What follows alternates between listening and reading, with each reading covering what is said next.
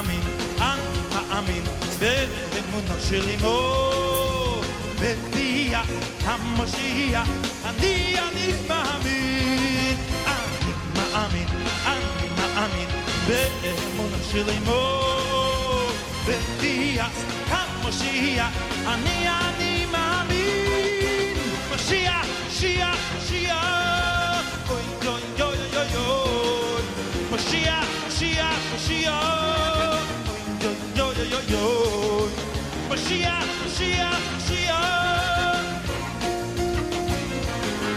משיח, משיח, משיח אוי אוי אוי אוי אוי.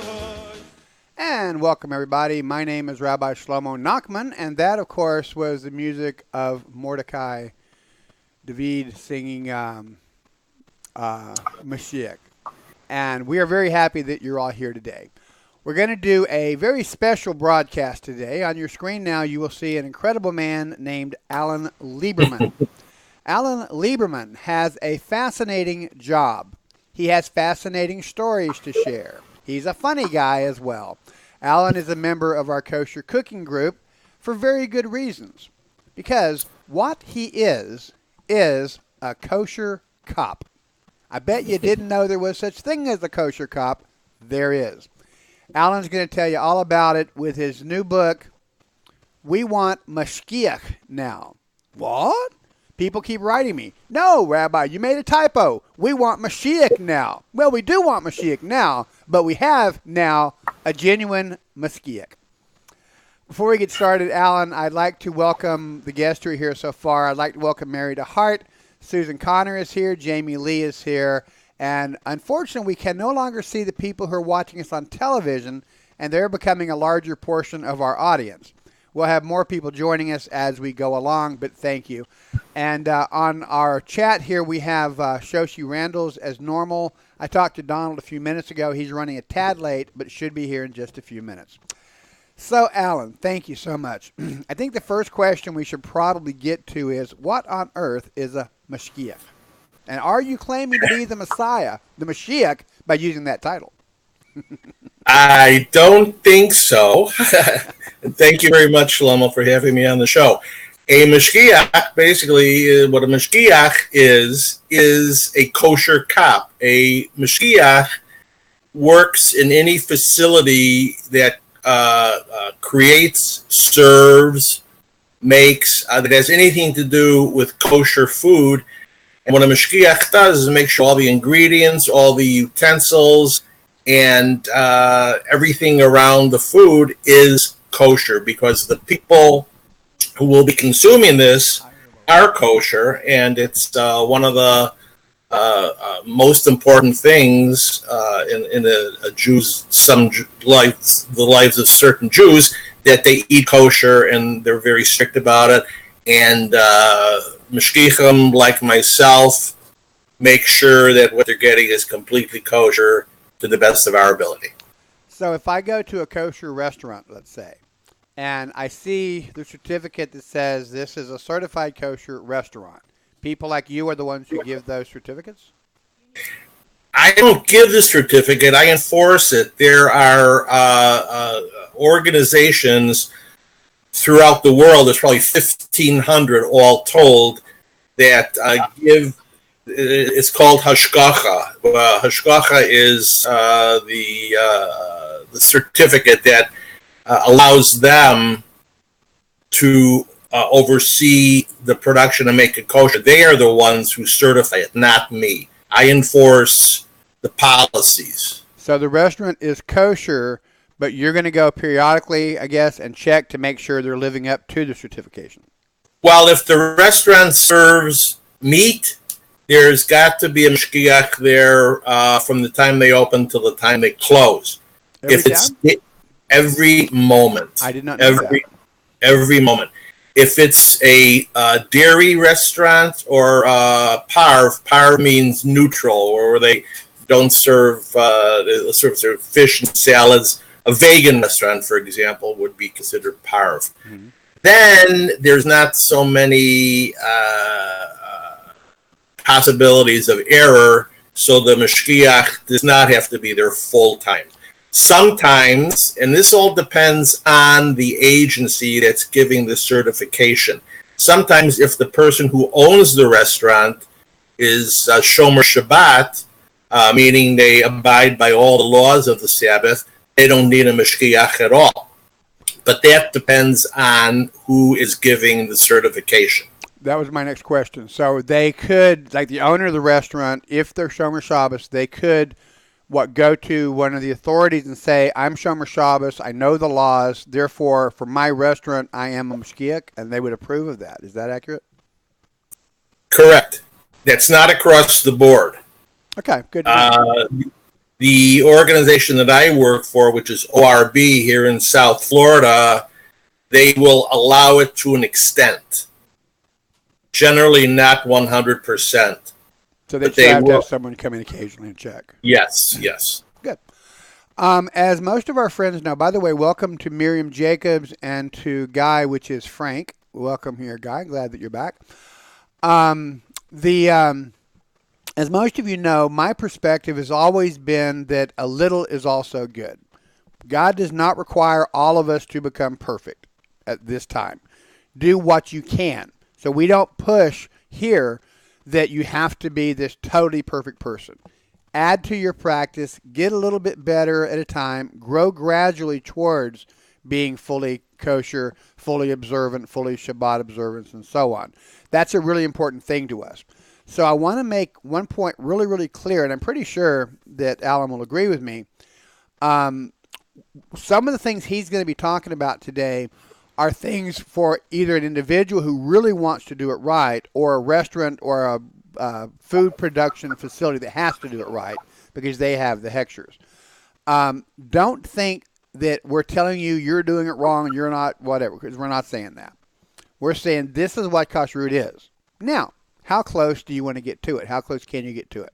No judgment intended by anything we're going to share. In fact, Allan has an incredible sense of humor. So before we go further, I'd like to share with you a song that he has. At the opening of the broadcast, I shared the song Mashiach, Mashiach, yada yada yada. He has done an incredible parody of that. If you're familiar with Chabad, which is a group that he works with quite a bit, I don't know, exclusively, a lot. Chabad has sort of popularized the motto of We Want Mashgiach Now. So he does a play of words on that and says, we want Mashgiach now. So enjoy this song by Allan Lieberman. But first, let me welcome Donald, who has popped into the Hangout. Hi, Donald. Glad you're able to make it. So here's the song, We Want Mashgiach Now. Actually, real quickly, I want to say hello to Allan. Hang on, Don, wait. I came here to dine, ordered the wine. It wasn't familiar to me. The fish on my plate, it didn't look great. Is there someone here I could see? I said to the waiter, tell me later. Do you know who Shechted the cow? I got my doubts, I need to find out. So please, God, bring him right now. Mashgiach, Mashgiach, Mashgiach. I've got something to say. Mashgiach, Mashgiach, Mashgiach. Is this lecture okay? Mashgiach, Mashgiach, Mashgiach. Tell me if it is true. Mashgiach, Mashgiach, Mashgiach. If it's approved by OU. Did someone check when food came in, and did they wash the veggies in a soapy mixture? That's the law. Was every hechsher checked for all the foods? I would expect that everything is kosher. That's the law. That's the law. I looked here and there. Can you tell me where the washing station is found? I would like to see, to say Hamotzi. For sure it's somewhere around. The wine you have got, Lovushal or not, I ask, what do you allow? The bread, can you tell, is it Pas Yisroel? So please, God, bring him right now. Mashgiach, Mashgiach, Mashgiach. Ay, ay, ay, ay, ay, ay. Mashgiach, Mashgiach, Mashgiach. You're the main kosher guy. Mashgiach, Mashgiach, Mashgiach. Tell me, what have you got? Hot dogs, steaks, and the burgers. Is each and every one hot? Did someone check when food came in? And did they wash the veggies in a soapy mixture? That's the law. Was every extra check for all the foods I would expect, that everything is kosher? That's the law. Yes, that's the law. That's the law. That's the law.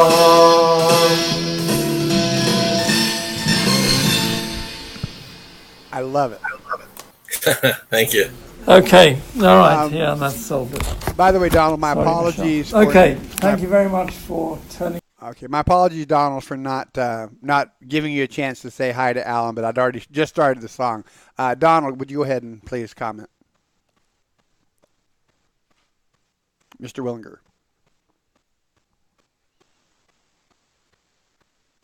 Did you go for coffee? All right, well, Donald will no doubt be back. I hope you didn't upset him too bad. Nah, he's used to me being rude. I have two screens going, okay, not just one. Right. And so if I'm not careful, we'll send an echo through here you won't believe, okay? We've done it. Shalom, good morning, Alan. Very, very nice. I certainly know who you are now. Now I know the face. Now I see the face to the guy I hear on the radio, on the internet all the time. I think we had met many years ago. I don't know that we met in person, but yeah, I got around. Of course, you know, I know a couple of people in Chabad and a couple of here and there. And anyway, yeah, I know about your sense of humor too. So anyway. Yeah, good morning, and good morning, everyone, and thank you for being here. I did put a mention of it on my Facebook this morning. Before we go any further, I would appreciate it if everyone would hit the share button and, on your screen and share the broadcast to your friends so they know where you're at. And I'm giving you back the mic, Rabbi. Good morning. Thank you, Donald. Good morning. I should mention also, by the way, we're doing something today that we've never done before. There is a website called Coffee House Torah Talk, a Havurah for Jewish learning. I've been a member of the Coffee House Torah Talk for many years.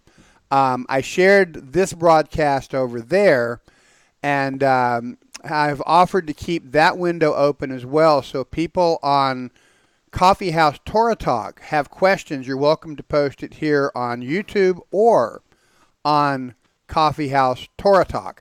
And I will be relaying your question also to our guest. So welcome those of you who are watching us there on Coffee House Torah Talk. You are absolutely invited to take part.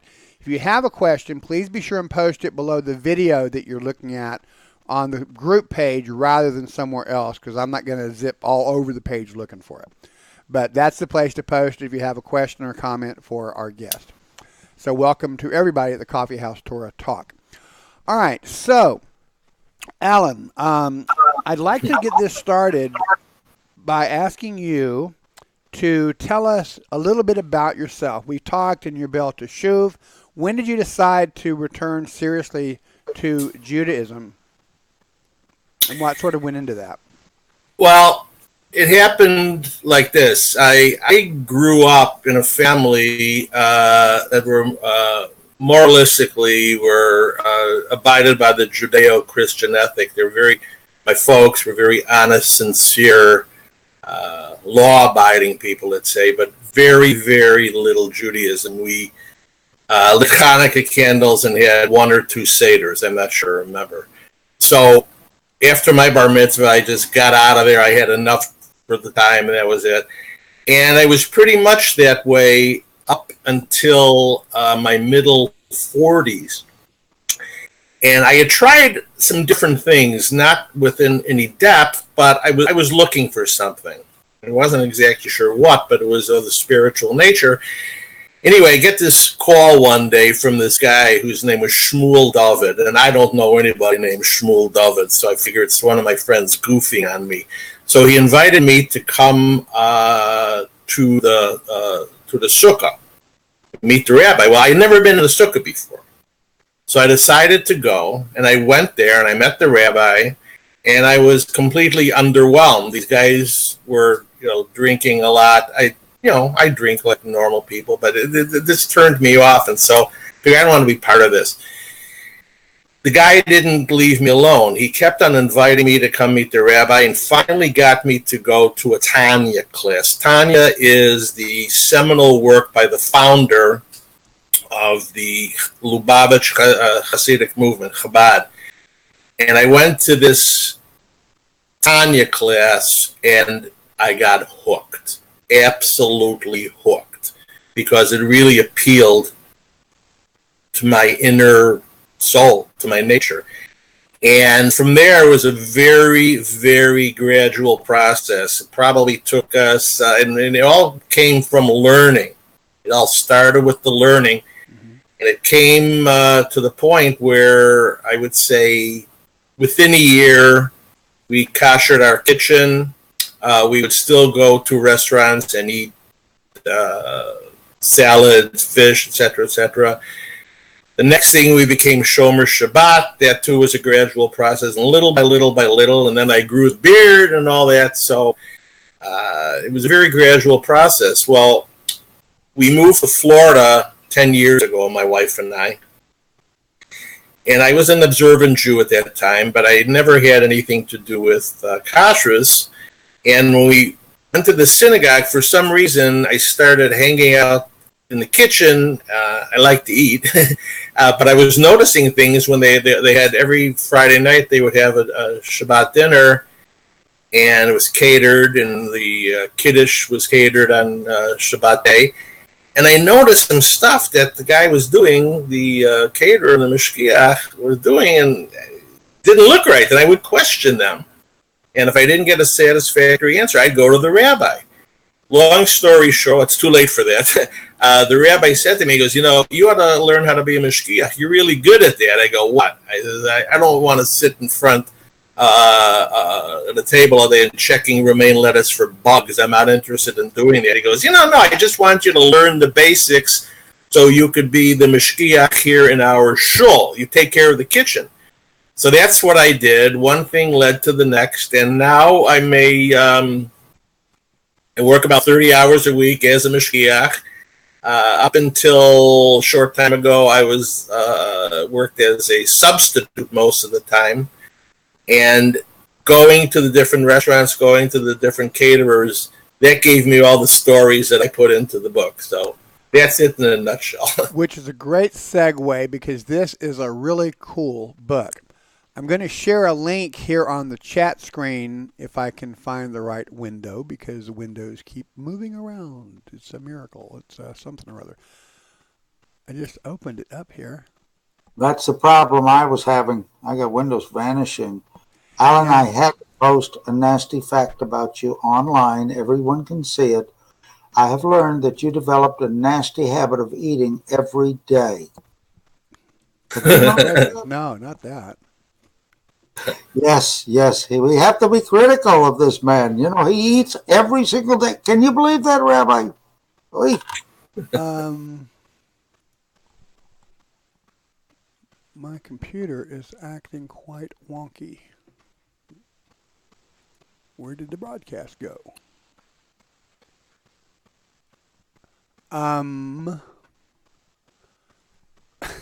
You might hit the window button, the one between Control and Alt, and see if that brings you up. Right. Yeah, I can't see. I'm trying to find our chat screen here, and it's not here. This is weird. How about if I minimize that one? Will that raise it up? No. Who are we still live on? You're live because I'm watching you on the other. I'm watching you live. I'm here. Well, you would be here because you're on Hangout. Windows. Oh, okay. On the receive side. I want to post a link to. All right. Well, let's do it this way. I want to post a link to your book, and so I'm going back to do that where I have to be, and it is not showing me there. All right. Live control room. Once I have a second, because I got to find this. All right. Here we go. All right. Now at least I'm on the watch page, so this is close enough. Here we go. I was going to say, if you could, mute myself. Okay. So on the chat screen, you will see a link to koshercop.net. This is the place to go if you are interested in buying his book. And I must tell you, I strongly recommend that you do.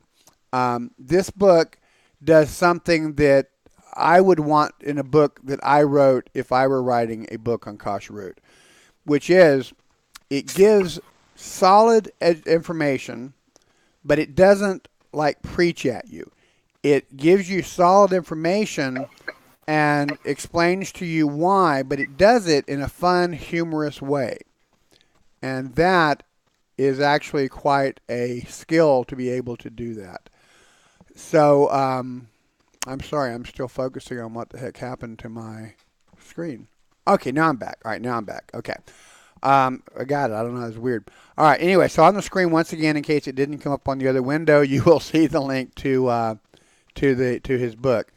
And I do recommend everybody purchase the book because it really is very, very good. In the book, you will notice a number of things that are on this point, which is he has a chapter called Psycho Chef. It's a fun chapter. And the first page of it sort of makes me wonder a little bit, is he going to go into like a kind of a thing? So if you'd like to be a chef, which of the following apply to you? Do you like to play with knives? Do you like screaming at people? Do you like the propensity to threaten and intimidate other people with a career? I mean, it's a funny book. It's a funny book with some really cool information, and I just really think that you're going to enjoy it.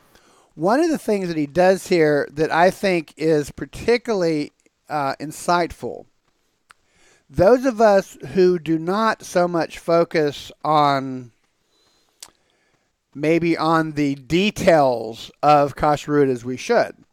The details of kashrut can get really, really specific. We have a story here on page 38, and I'm sort of jumping into the middle of it. But there's someone who wishes to use tortilla wraps that was bought at Publix. Okay? So I'm going to just pick up there. Izzy, we ran out of tortilla chips, so I need to go get some more, announced Bird Brain. You'll find that these names actually relate to real names, but they sort of describe the people pretty well, I think. Oh, yeah. And where do you plan on buying them, I asked. Publix. They have kosher tortilla wraps there, she responded. But they're not Pas Yisrael. You'll have to go buy them at a kosher supermarket, I explained. Miss Birdbrain was not familiar with Pas Yisrael and informed me that as long as the wraps were kosher, that's all that mattered. Besides, she didn't have time to drive 45 minutes each way to the nearest kosher supermarket. Tell us what happens next if you've got this in your head. I don't want to put you on the spot. It's a great story. Well, every restaurant that is certified by the certifying agency has a certificate displayed somewhere in the restaurant. Mm-hmm. So I said to Birdbrain, come with me. And I motioned her to walk over to the wall. And I pointed at the certificate and I said, do you see where it says that every piece of meat served here is glatt kosher? That all the bread products are Pas Yisrael? She goes, yes. I go, that means you don't go to Publix and buy something that's not Pas Yisrael. Do you understand? Then she went into a dialogue about she had an uncle or a cousin who was a Mashgiach and she knows what she's talking about. And I said, no, you do not go to Publix to buy this. And that, I won't get into details because this is a family show. So, but there was a lot of things that went on there where they, and basically the owner of the restaurant and the people working there, they don't care. It doesn't matter. But here's your point, though. She questions whether or not it makes any sense. And so she says, what the heck is Pas Yisrael? I never heard of it, questioned Birdbrain. Never one to miss the opportunity to educate another person, I explained Pas Yisrael in detail. Now listen to this explanation, and this is from a professional mashgiach. Very simply stated, Pas Yisrael means that a Jew must turn on the oven for the baking of any product. This is an ancient concept. It arose from the following concern. We have discussed before, for instance, about the law that you have to keep meat and dairy separate. And we talked about the origins historically back in the day. And people have questioned, well, we don't sacrifice kids in the mother's milk or any other way. How does this possibly relate to us today? Okay? And I've said we have a lot of ways of explaining things, right? Separation of life and death, for instance. That's a nice way to think about it. But we observe the law because it's the law. Okay? Listen to this answer. I love this answer. It arose out of the following concern. Let us say that a non-Jewish girl was working in a kosher bakery. Turning on the oven could lead to an interaction with a Jewish boy, which might result in social dating, and everyone knows that the next step is intermarriage. That's why we have Pas Yisrael. Miss Birdbrain proceeded to launch into an expletive-laced soliloquy. Pas Yisrael makes no sense. It's an outdated custom, has nothing to do with kashrut. And why am I such a jerk to enforce it? Miss Birdbrain, I agree with you, says our guest, on all the issues, except that I'm the jerk thing. Nevertheless, you must abide by the rules. That is such a fundamental teaching of Judaism presented in a fun way that it is mind-boggling. We can't say, here's the law, in my opinion, I thought, it's outdated, it's old-fashioned. It's the law. Judaism is a religion of law. And I love the way that you worded that. Well, she was fun because she was always coming up with nonsensical things. And I would always try to give her a straight answer, but after a couple of weeks of working with her, I knew that wasn't going to work. So I did like you read with her. I explained things to her, but in a way that she'd get it. So I throw a little humor in there. And humor is powerful. Humor is wonderful. It is such a great teaching method. Rather than trying to demand and then explain it with humor and with kindness. People are going to do what they're going to do. They're going to learn. They're going to observe the level of Shomer Shabbos that they choose to observe. They're going to observe the level of kashrut they're going to observe. All we can do is say, this is what the law says. This is what you're supposed to do. He, however, is in a different situation than I am. Because I can tell you, it's up to you. This is what the Torah says. But what you do, it's up to you, between you and Hashem. He, however, has to make sure, excuse me, that when a very observant Jew goes into a restaurant or a store and sees that certificate, that observant Jew is going to be safe to purchase the goods. If a reformed person, or I don't want to say reformed, that's too stereotypical, but if a non-observant Jew comes in, they may not care. They can still eat the food. It's not no sweat off their back if it's properly done or not. His job, your job, however, is that it has to be of the highest standard so that regardless of the level of observance, a Jew will know what he's getting, what she's getting, and giving to their family. It's not an enviable position. Well, I had a situation. This is in, I think the chapter is a woman and her vodka. I had a situation where I was a mashgiach at an event. The rabbi of the synagogue was a refusnik, and he had never been bar mitzvahed. Tell our friends what a refusnik is, if you would. A refusnik was someone who was lived in the then Soviet Union. It was a Jew, and they were freedom fighters at best. And I'm not sure specifically what the refusnik was about. Maybe you could help me on that. But they were advocates of Judaism, and they wanted to immigrate migrate to Israel, and Russia wouldn't allow them, I think. And yeah, my understanding is they were refusing to surrender their Judaism to Yeah. the Stalinist, the Russian government, the Soviet system, and so they refused military service. They refused everything related with Russia as living examples of Maccabean spirit, of Yep. protesting everything. Yeah, I didn't mean to interrupt you, but Okay, no, fine. So anyway, so they had for him. Now this was in West Palm Beach, and Palm Beach. I don't know if your listeners are familiar with Palm Beach, Florida. Palm Beach, Florida is one of the wealthiest communities in the country, if not the world. And West Palm Beach people, some places are fine, but anyway, so they had this very fancy event for him, and they had a ice sculpture from which was flowing vodka. So I went to the bar and I checked everything out. And vodka, if it's not flavored as kosher, it does not need a hechsher on it. It's fine. But they had all these different mixes, and I would say half of the mixes which require kosher certification, half of them were lacking that. So I grabbed the bottles of the mixes that didn't have it, and this woman stopped me. She goes, "Where are you going with that?" I said, "These aren't kosher." She goes, "Honey, half of the people here aren't kosher, so put those back."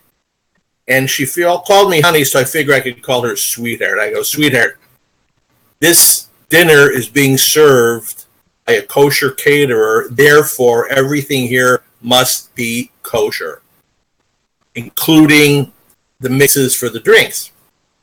Well, she said, "But my favorite martini is appletini, an apple liqueur martini." And she says, "And that's not kosher. You're taking that away from me." I said, "I can't have it here." She goes, "But you don't understand. It's my favorite drink." I says, "I'll tell you what I'll do." I said, "I'll go get a styrofoam cup. I'll have the bartender make it for you, and he'll put it in a container, which you must put in a brown paper bag, and you can go out into the parking lot and enjoy it with your friends, okay?" Well, she didn't like that so well, but I had to explain to her, "Honey, you can't have this here." So you run into that all the time where you're doing a kosher event, and many of the people there are not kosher. So what you've got to do is you've got to explain to them in a nice way that what they can't do here. So, and of course you come out being the bad guy, but that's Always. That's the way it is. That is the way it is, whether you are a rabbi or a mashgiach. Yeah, it's people want to know because they want to do it right, and they don't want to know because they don't want to do it right. Right. And it can be quite an issue there. We're not seeing any questions or comments in the coffee house shop on the on our screen. We have a couple here. Most of them are chit-chatty, but Lily points out an interesting question that I'd actually be interested in your response to. She says that the Russian Jews in Israel are not as kosher as most Orthodox Jews. We know we have historic things about it. I know some Russian Orthodox Jews who are very observant. But what percentage of Jews in Israel or in the U.S. would you say actually seek to follow the basics of kashrut, and what percentage actually really seriously do it? My experience, I would say, of the Jews in America, and you got to understand that at least half of the Jews in America are not affiliated. They don't belong to synagogues. And the Orthodox, I don't like the terminology. Let's say the observant Jews, Good, I agree with you. would say comprise maybe 10% of the population. That's the ballpark.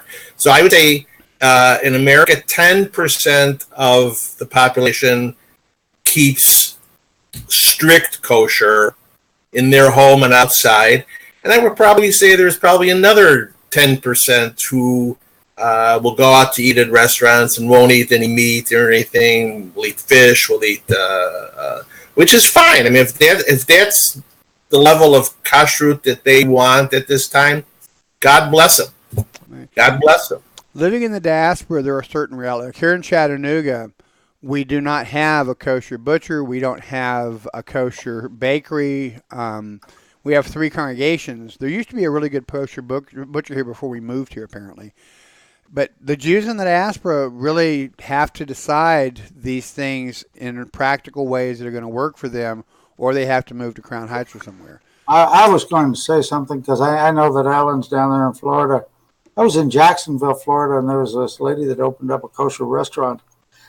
And her brother owned a shop next to it. And anyway, I go in there one day, and all of a sudden she has this display for the Lions Club and their candies. And I looked at her and I said, "You need to get those candies out of here. They're not kosher." "Oh, but they're the Jewish colors." I said, "It doesn't matter. They're not kosher." That rabbi walks in here, I guarantee you, you're gonna know about it real quickly. "Oh no, I'm not worried. He's a nice rabbi." The next day when I went to eat lunch over there, she goes, "The rabbi came in. I had to take those and give them to my brother because I can't have them in here. You were right. They're not kosher." Sure. People don't understand. It's not just a color thing. And it doesn't mean that what is kosher is good for you, because you can have all sorts of kosher cakes, but if the person eating it is diabetic, they're dead, no matter whether they're kosher or they're not. It just means they're clean. Everything is clean. It means employees are paid as they're supposed to be paid and paid a fair wage and that kind of thing. And that's all involved with being kosher. Actually, that's a really good question. But before Susan, I'll get to your question in just a moment. You've got a great question too. But that raises a good question. As a mashgiach, do you deal with the types of issues that Donald mentioned, which is things that we know the kosher laws as far as the food, but how about the kosher laws? And I guess they're not technically kosher laws, but how about the relationship with fairness to employees and that sort of thing? Is that considered a hexer issue or a? Well, any place that I've ever worked, I'll give you a great example. I worked at a steakhouse, which actually in We Want Mashgiach Now, the Tales of a Kosher Cop. That's the chapter you alluded to, Psycho Chef. They had a Starbucks down the street, and I can't tell you how many times help would walk in with coffee from Starbucks. And if I saw it, I would say to them, "Is there any milk or cream in that coffee?" And I didn't ask to see it. They were honest with me. And if there was, I said, "Please take it outside. You can't have that in here." "Well, why, Rabbi?" I said, "Take it outside. You cannot have it here." That's a good. A while back, Starbucks did have kosher certification. And a friend of mine who is incredibly observant would drink coffee there, and with cream and stuff. And then they changed it, and he said now you can't because it lost because of some of the flavorings. Were they ever technically kosher? Coffee by itself is kosher. Like vodka without flavoring is kosher. And the same for many liquors. Plain coffee is kosher. It's when you have flavorings or additives to it, that's where you run into questions. Now, I know there's a lot of Starbucks down here in South Florida that they carry almond milk. Mm-hmm. And it's pretty much kosher. But my advice to a person who pays close attention is that if you go into a Starbucks, ask them to see what you're drinking, what you're adding, if it's milk, if it's cream, and they'll be happy. They'll show it to you. Okay, good advice. Good advice. But flavored coffee, it's the same thing if you buy it in any store. Flavored coffee has to have a hexer. Okay, so regular coffee does not. So if you go to Starbucks, and this is one of the potentially picky questions, which I'm actually want to ask you about, some of those in a couple minutes, but is it kosher what are the considerations of the cup that it's served in and kashrut? That is only a concern during Passover, because the cup itself, paper goods, plasticware, does not require a hechsher. Okay. However, during Passover, you could have certain paper plates, paper cups could have starch in them. Good point. Therefore, you can't have those in your house. Good point. Good point. Susan Connor asked what I think is a great question. Have you ever gotten crossways and had issues with a rabbi who is judging kashrut? So you and the rabbi disagrees. Do you have any experiences where that's been an issue? Yes. I would imagine. The one that comes to mind is I got called over to a table, and the rabbi asked what the hechsher was on the meat, and I told him that some of the meat is from Solomon, which is they do a lot of lamb as well, and the other meat is certified by Shor Habor, which is it's a Crown Heights hechsher, which many of the people who are Chabad, that's all they'll eat. Anyway, this guy, I don't know what affiliation he had, but he started arguing with me that if we're using Solomon's on the grill, then how do you expect someone who's eating Shor Habor eat off the same grill? And I explained to him very nicely, I go, that's a matter of strictness. It's not a matter of kashrus. There's a big, big difference.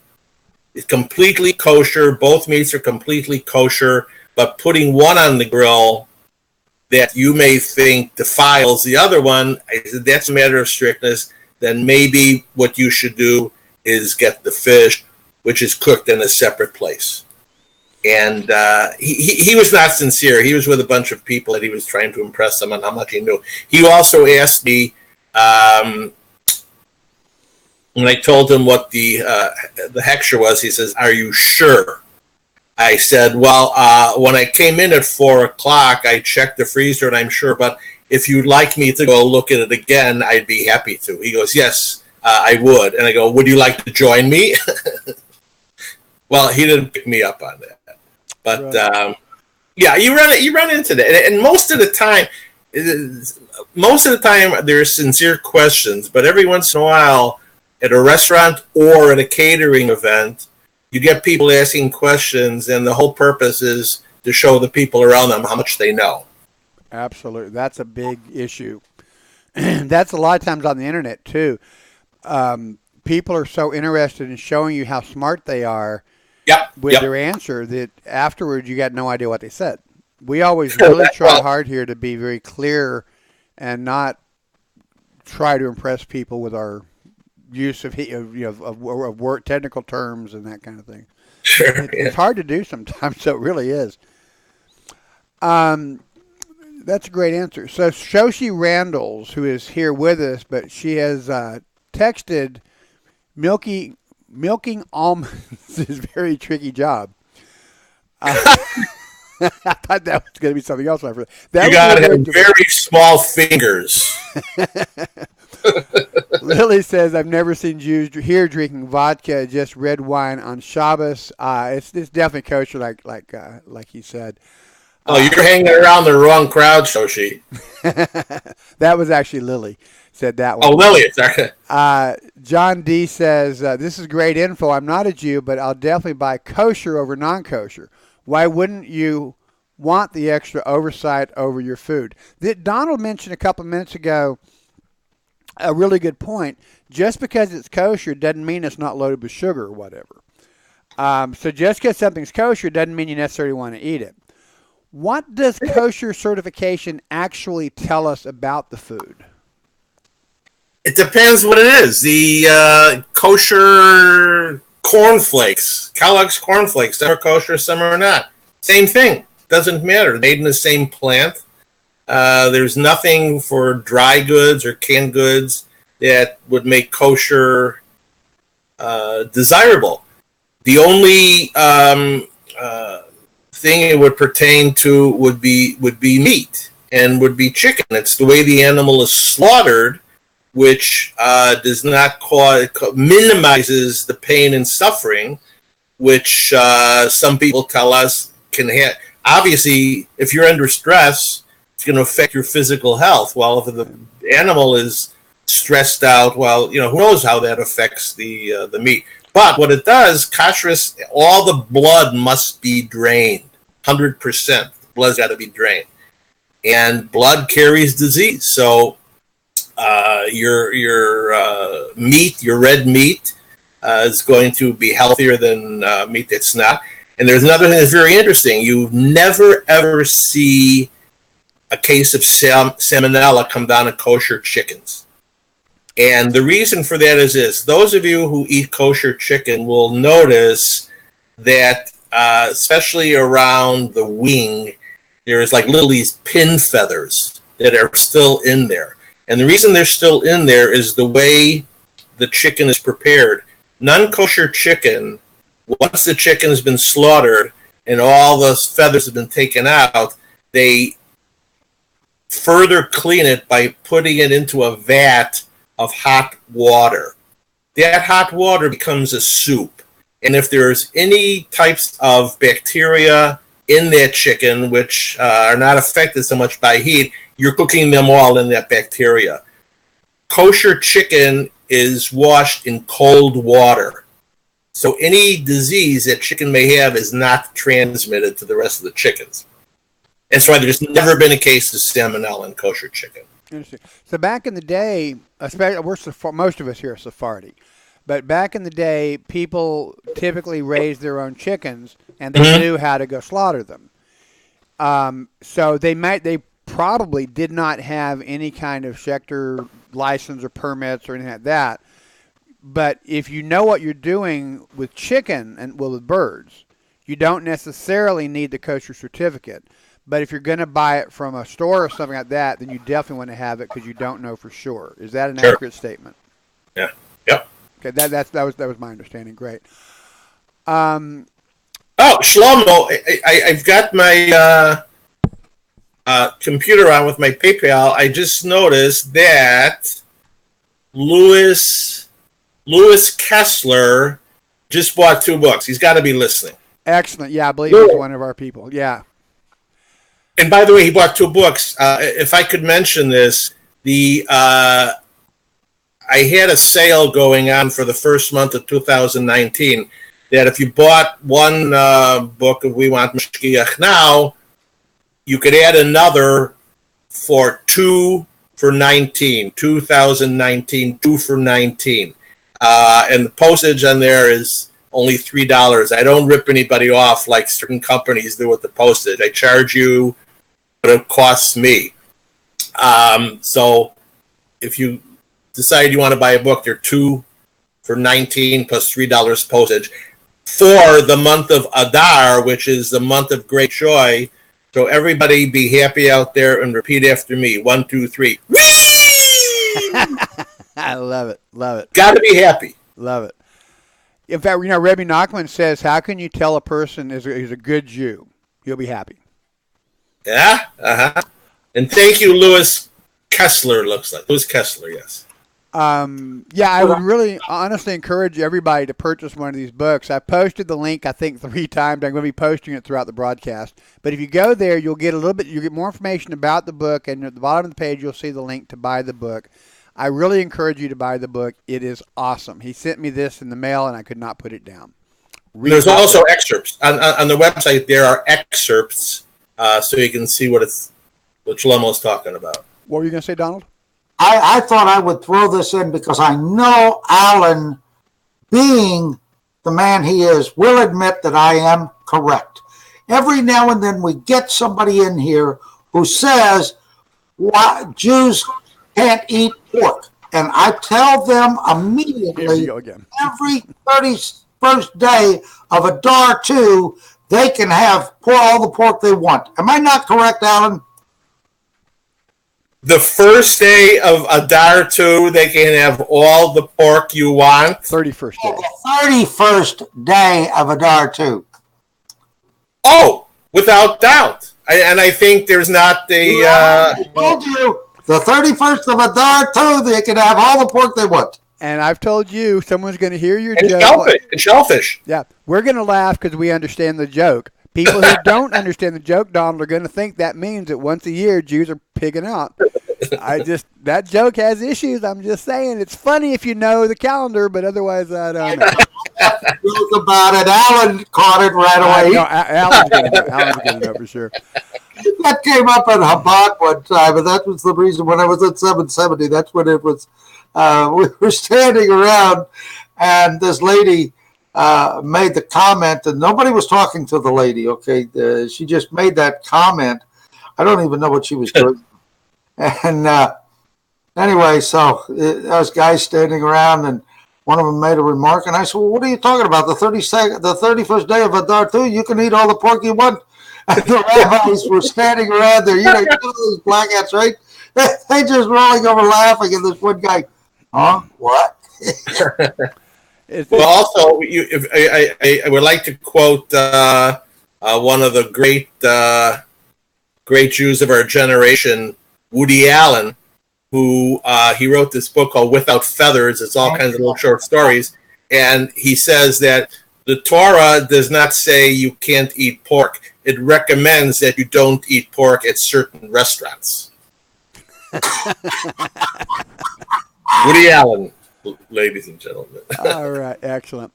Guy makes a statement that actually does bring up an interesting question. He says, I used to like my black coffee with Southern Comfort.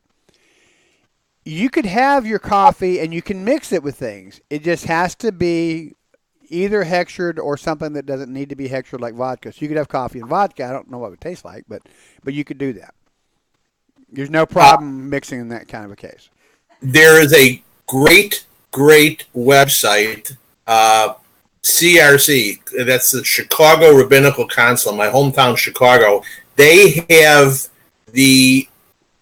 everybody uses this. They have on their website, they have liquor, which is kosher, which is not. If anybody ever has a question, go to crc.org or whatever. I just look it up on the internet, and you get the list of the kosher, what's kosher and what's not. I'm getting that for everybody right now. I have it just a second on the chat. Yeah, that's a great source.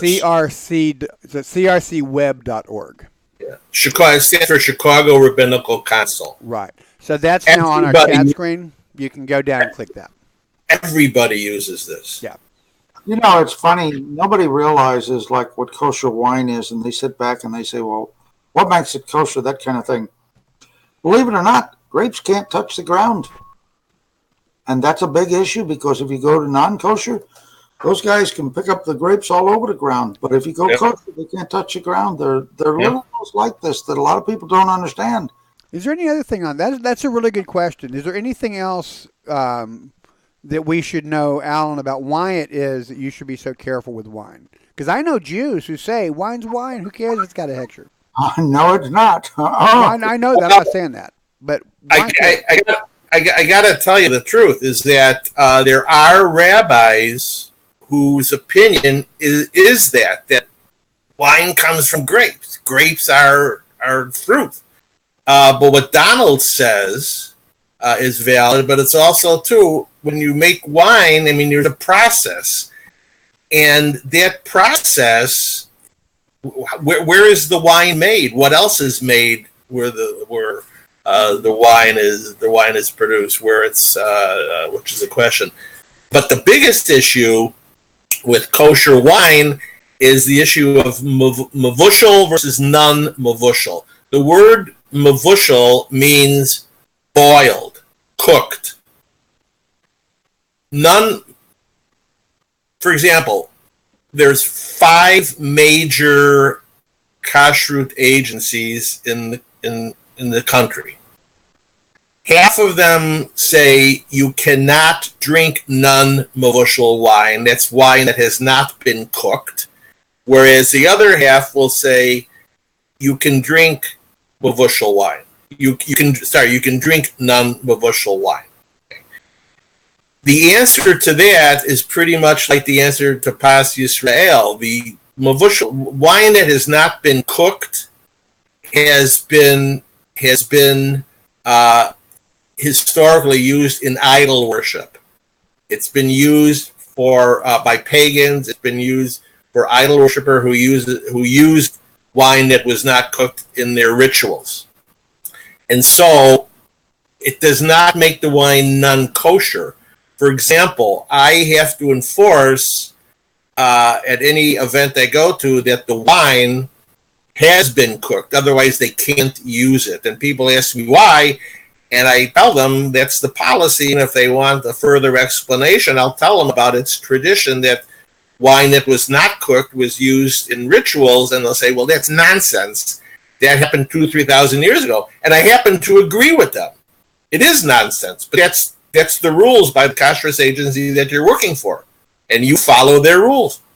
That was actually, I kept thinking I wanted to get back there. You have a section in the book that's related to that on page 36 where you go to you're overseeing this fancy schmancy party, and they have brought in the wine. I'm sorry, wrong page. Page 68.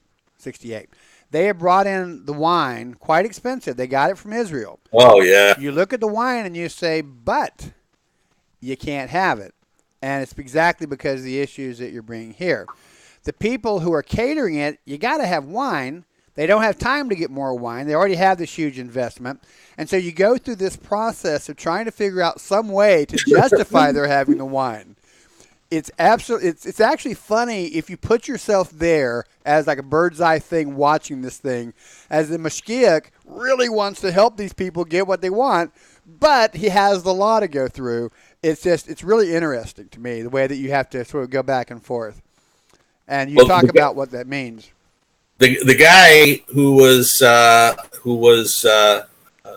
was an event from a university from Israel, and they were having a wine tasting was part of their presentation. They were here to raise money. Anyway, so I called the guy up and I said, can't use the wine. And I explained to him why. And so he says, there's got to be a solution. I says, yeah, let's put our heads together. So he came up with this idea, and I can't believe that he actually came up with this idea. He goes, so the only reason we can't use it because the wine has not been cooked. I go, right. And he said to me, how far do you live from the synagogue? And I said, I'm 5 minutes away. He says, do you have a really large pot? And I knew where he was going, and I played along with him. I says, yes. So he goes, well, let's go over to your house, and we'll cook the wine. I go, we'll cook the wine, then we'll sit there, and we'll get little funnels to pour the wine back in the bottle, da-da-da-da. He goes, yes, exactly. I said, you're out of your mind. So I called up ORB, the Kosher's agency, and we put our heads together and came up with a solution that when you have wine that's not mavushal, that's not cooked, two issues that would make it, well, I'm not going to say okay, but would make it acceptable was that it cannot be served by a non-Jew, number one, nor can a Jew who is not abide by the laws of Kashrut or Shabbat can see it. So what we did was the two of us went into the kitchen, opened the wine, poured it into shot glasses, and we walked around table to table. And there wasn't that many people here, so it wasn't such a big deal. But we walked around table to table and gave the people a shot. They wanted to sample it. I said, if you like more, I could bring you some more. But never could they see the wine being poured, nor could they see the bottle that it came in. And that was agreeable by... I could not do this on my own. I had to have the okay of the agency. And to them, they agreed with that. So that's what we did. So some of the laws are strict, but if you know the laws, there are Yes. sort of workarounds within the law that Yes. you can come up with. Yes. And some of these Exactly. workarounds get really, really interesting. And you take someone like this to know enough about the law to be able to figure out ways to do it. I just think it's really funny. Or we also had the option of taking the wine and putting it in brown paper bags on each bottle, but the rabbi didn't like it. This was in Palm Beach. So you don't drink wine out of brown paper bag in Palm Beach. But that would have been approved, right? Theoretically, because they Yeah. couldn't see the bottle, same wine, but as long as they couldn't see the label, it would have worked. Sure. I don't recommend anyone try that in Crown Heights. No. But I just think it is so interesting the way some of our laws work. It's like there's nothing wrong with the wine. You can drink the wine. You just can't see the label.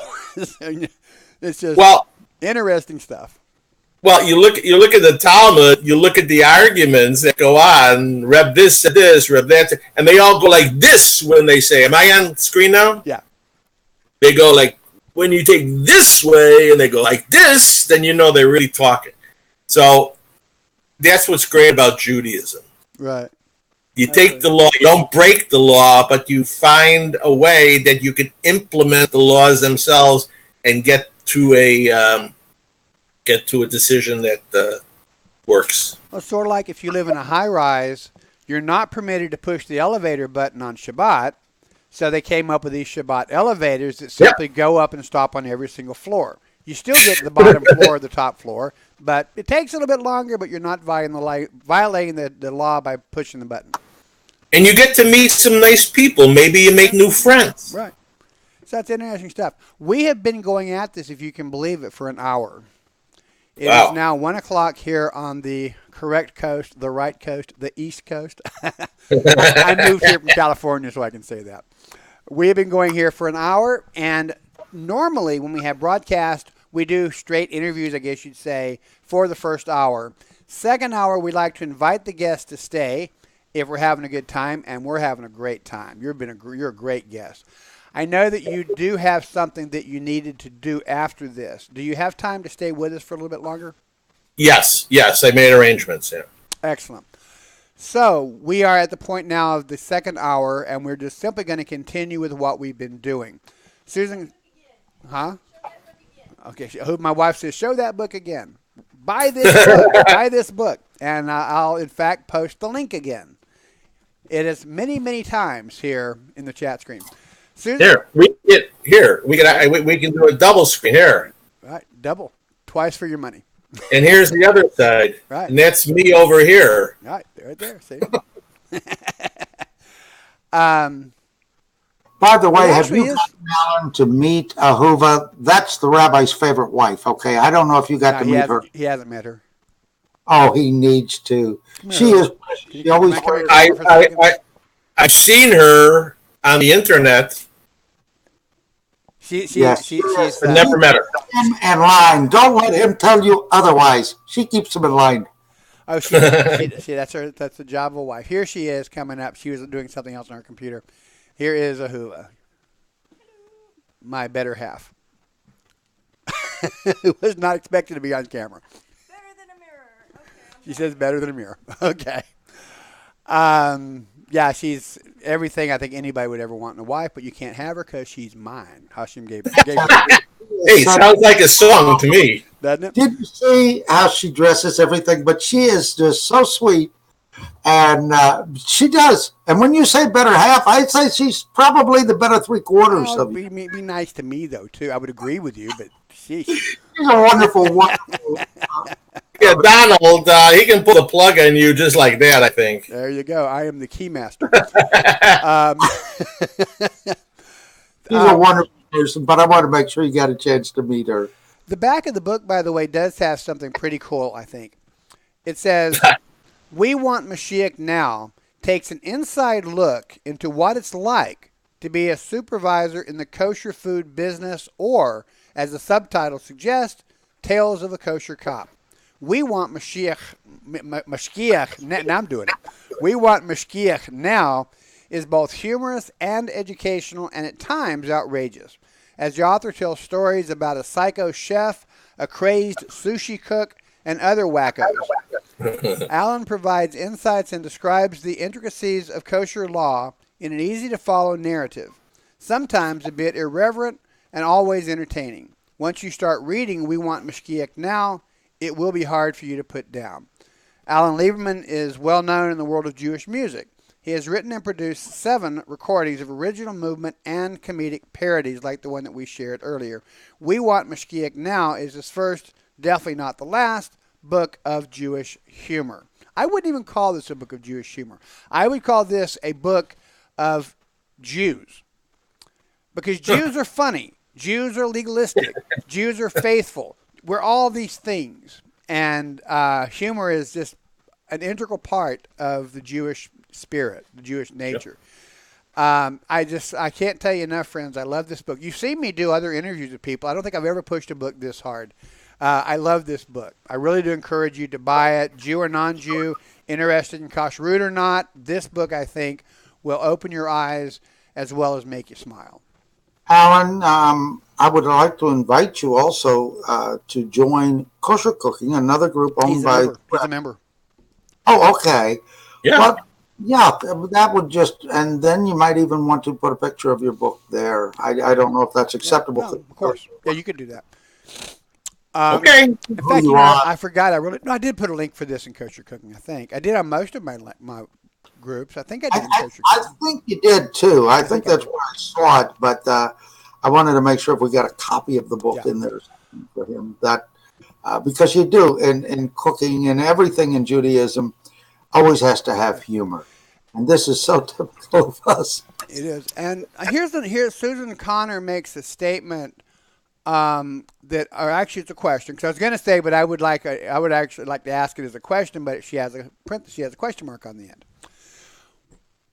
Those of us living in the diaspora who do not have access to all of the Jewish amenities that we'd like, or who have to order our food from Atlanta and have it shipped up, or sometimes synagogues get together and buy food in bulk and you can go to the shul and pick it up. There's all kinds of ways to deal with these issues. But if you're a diaspora Jew, typically it is unless you're living in a Jewish place like Crown Heights, it is a pain to try to really follow the laws correctly.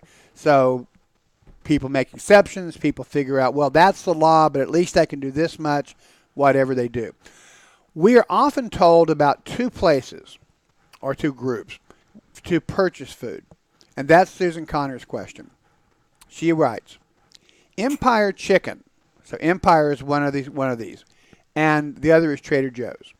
Empire Chicken is all that I can get locally from Trader Joe's. I have recently had an issue with the distributor, E. coli. Do you know anything about that? I'm assuming she's talking the E. coli. But I would also like to know your opinion about Empire Foods. It's certified by OU. To me, that's good enough. I eat Empire. I prefer David Elliott. I prefer another one, but if they don't have it, I'll buy Empire. I just think that I like it better. I think it's fresher, but there's nothing wrong with Empire. Okay, a related question, as Donald mentioned going into the restaurant and they had the jelly beans or whatever it was that didn't have the hechsher. If you go to Trader Joe's, you will see lots of things that are not kosher. Is buying a kosher meat in a non-kosher store an issue? Perfectly okay, as long as the meat is enclosed and it's packaged. So why couldn't I go to Donald's restaurant that he mentioned and buy those non-kosher jelly beans if I wanted to? They're not kosher for us, but what's the big deal? It's 2 different things. You can't have non-kosher elements in a kosher establishment, but you can have kosher products in a non-kosher venue. Well said. Thank you. Yeah, we have a Publix close by, and sometimes the Food Lion here will have some things, and Trader Joe has some things, and so you sort of shop around and see what you can find. It's a great answer. Thank you for that. I'm not a great answer Well, like you would No, know, but I mean, we mentioned Empire Foods. I've been a little discouraged by Empire Foods because I realized they have the OU symbol. But do you realize every single year they promised us for Thanksgiving all these kosher chickens? I mean, kosher turkeys. And yet we look at what the country of Turkey is doing to us, and we want to have kosher turkeys? Oy. You know, sometimes you got to insert politics into it, Donald, and you are the master of that. That was well said. he's very good at that. We get too serious sometimes. Donald always lights things up. Of We course. appreciate that. It's like, remember Rosanna Dana, what's this about saving Soviet jewelry? We have perfectly good jewelry in this country. Isn't that a strange name for it, though? I've always thought, what a strange name. Jewelry. This should be about us. It shouldn't be about jewelry. It's a weird name. It's a weird word to describe jewelry. It is. You got these anti-Semites going to the store and buying jewelry. It's like, wait a minute. There should be a problem here. They buy computers with the BDS group that goes out here and they hate Jews and everything we stand for, and yet they buy computers with Intel chips. Give me a break. And they're buying Windows. You know. Yeah, and their cell phones. Where did their cell phones come from? Hello. Right. Lily asked if she's allowed. Is the solution that Israel just developed, and women, you need to listen to this. The way that we currently deal with breast cancer in the United States is they remove the breast. In Israel, they have just developed a way they freeze the cancer, remove the cancer, and you get to keep your breast. Okay? So now we want all of those people who hate Jews. I wonder if they're going to refuse that operation. What do you think, Alan? Well, I would say that if they're hypocrites unless they don't. They can't be hypocrites. You get that woman. Nothing worse than a radical hypocrite. Yeah, we recently had that woman who was damaged during the kites that were flying from Gaza into Israel proper, and she got hurt. They took her into Israel to a hospital. She was almost dead, and the Israeli doctor saved her life. Walking out of the hospital, a reporter was there and asked her if that changed her opinions about the Jews, and she said, no, they should all die. So my guess is they'll use the surgery and they'll continue to curse the Jews. We have Lily asked, can I go there and order that book? Absolutely. Click the link, go there, and you can order the book. And once again, you do not have to be Jewish to order the book. The book is going to be, the details of the book apply to Jews who are observing Kashrut. However, lots of Gentiles, lots of Noahides observe large portions of Kashrut for health benefits or whatever else. And so you're going to find stuff in there that's going to enlighten you as well. So everybody should buy this book. Guy says, as a kid, we dipped our chicken in boiling water. It made it easier to pluck. That's fine for a Noahide to do that, Guy. Jews have different rules. Guy is a Noahide. He's a very good friend. Uh-huh. Well, I don't know that. I think it's a practical thing that they discovered somehow that by doing it that way, you're not going to, cook it in a broth of sickness. I don't know. Yeah, because that was one that I had not heard, but I know that I always use cold water for anything like that anyway. To me, it just makes more sense. You don't want to start cooking the food during that process. That's another thing. Yes, that's another thing. Yeah, but again, for our Noahide listeners, you can certainly learn wisdom from the way that Hashem has given the Jews to do things. Nothing at all wrong with that. The big thing for Noahide is that you simply don't want to pretend to be Jewish. You don't want to look like a Jew because of the way that you're doing it. It really, a lot of this stuff goes down to your intention. But we are a 3,500 plus year old people. Over that period of time since Mount Sinai, the Jews have learned a huge amount about every topic really under the heavens. A person who is wise, in my opinion, would listen to what the Jews say and would learn from the wisdom of the Jewish people. I'd like to ask Alan a question. Yes, Shoshi. Okay, I don't know if I know you're on my friends list, Alan. I don't know if you've read anything on my page. We live on an acreage. We have cows and chickens, and we also grow a lot of fruit here. Apples, crab apples, Mhm. loads of raspberries, currants, cherries. Do those need to be cashered before we eat them? And how do you do that? Raspberries. I'm not familiar with currants. They need what you describe. The fruits you describe just need to be rinsed. Currants are like raisins. So you just have to rinse them. Okay. Raspberries, blackberries, boysenberries, in most cases are not allowed because it's impossible to check for bugs. The same way you look at broccoli, for example. Broccoli is broccoli and cauliflower are the most, I'm not going to say complicated, but it involves more steps in making sure there's no bugs there than anything else.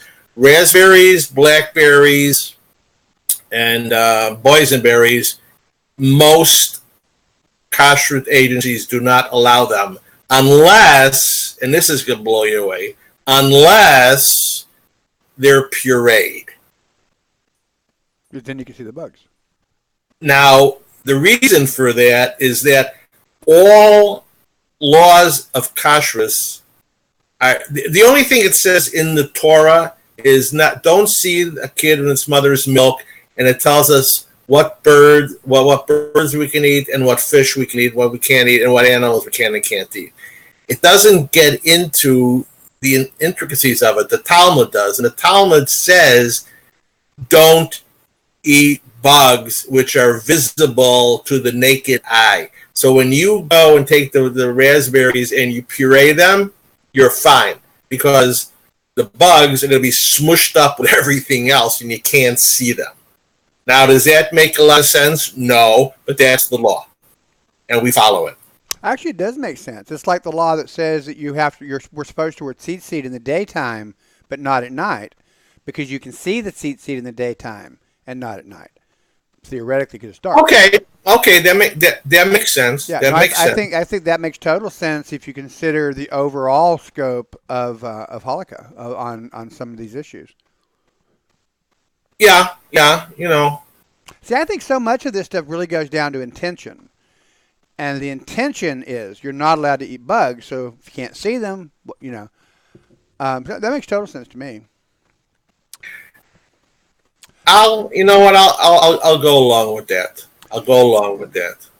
Shoshi, I was really hoping Shlomo would be here. Shlomo, her husband, slaughters the cows on the property. Ooh. And I mean, he would love you. I'm rather shocked that he's not here. He's actually wanting to get his certificates for being able to get a kosher license or whatever you call it as a shika in Canada there. So is he available, Shoshi, or is he at a doctor's appointment or something, or where's Shlomo? He's off shopping. He's off grocery shopping today, and he's taken a friend up to do some stuff that he needs to do as well. So unfortunately, he's not anywhere close at the moment. When he comes home, let him know about it. He can always watch it on YouTube. I was actually expecting some pretty good questions from Shlomo today.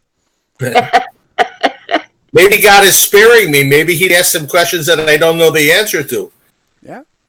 I have a friend who says that she lives in Israel, and we were visiting her, and she said, I forgot exactly what the topic was now. She said, look, I do this. I don't know if this is technically kosher or not.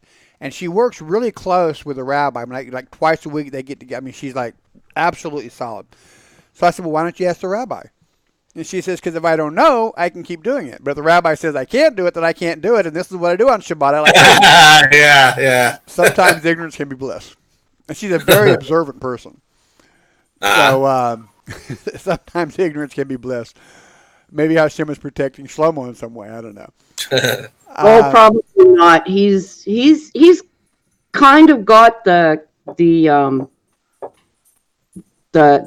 method down to an art. Yeah.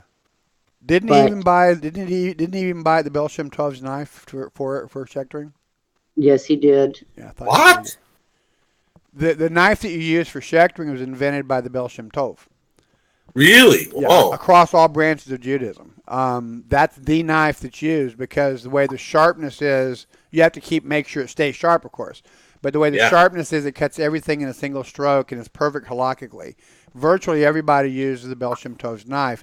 And a rabbi I know even refers to it as the Bel Shem's knife. Wow. I never heard that one. Yeah. That's interesting. Yeah. I'm positive it's right because I've heard this from my rabbi and a lot of other rabbis. So I'm positive it's right. I've never checked. Well, actually, I guess that's checking. I haven't found it written like on a kosher site at the OU or something. But I'm sure that that's accurate. Because it's not a fun thing to do. Oh, I wouldn't think so. No, it's not easy either because, they're born and raised here. They all have names because they're registered cows. So they all have a name. And he finds it difficult to, he's got to get his headspace in the right space to take them down. But it's not an easy thing. But we are very blessed that we have neighbors that come to give us a hand with that because it's certainly not an easy task for one person to do.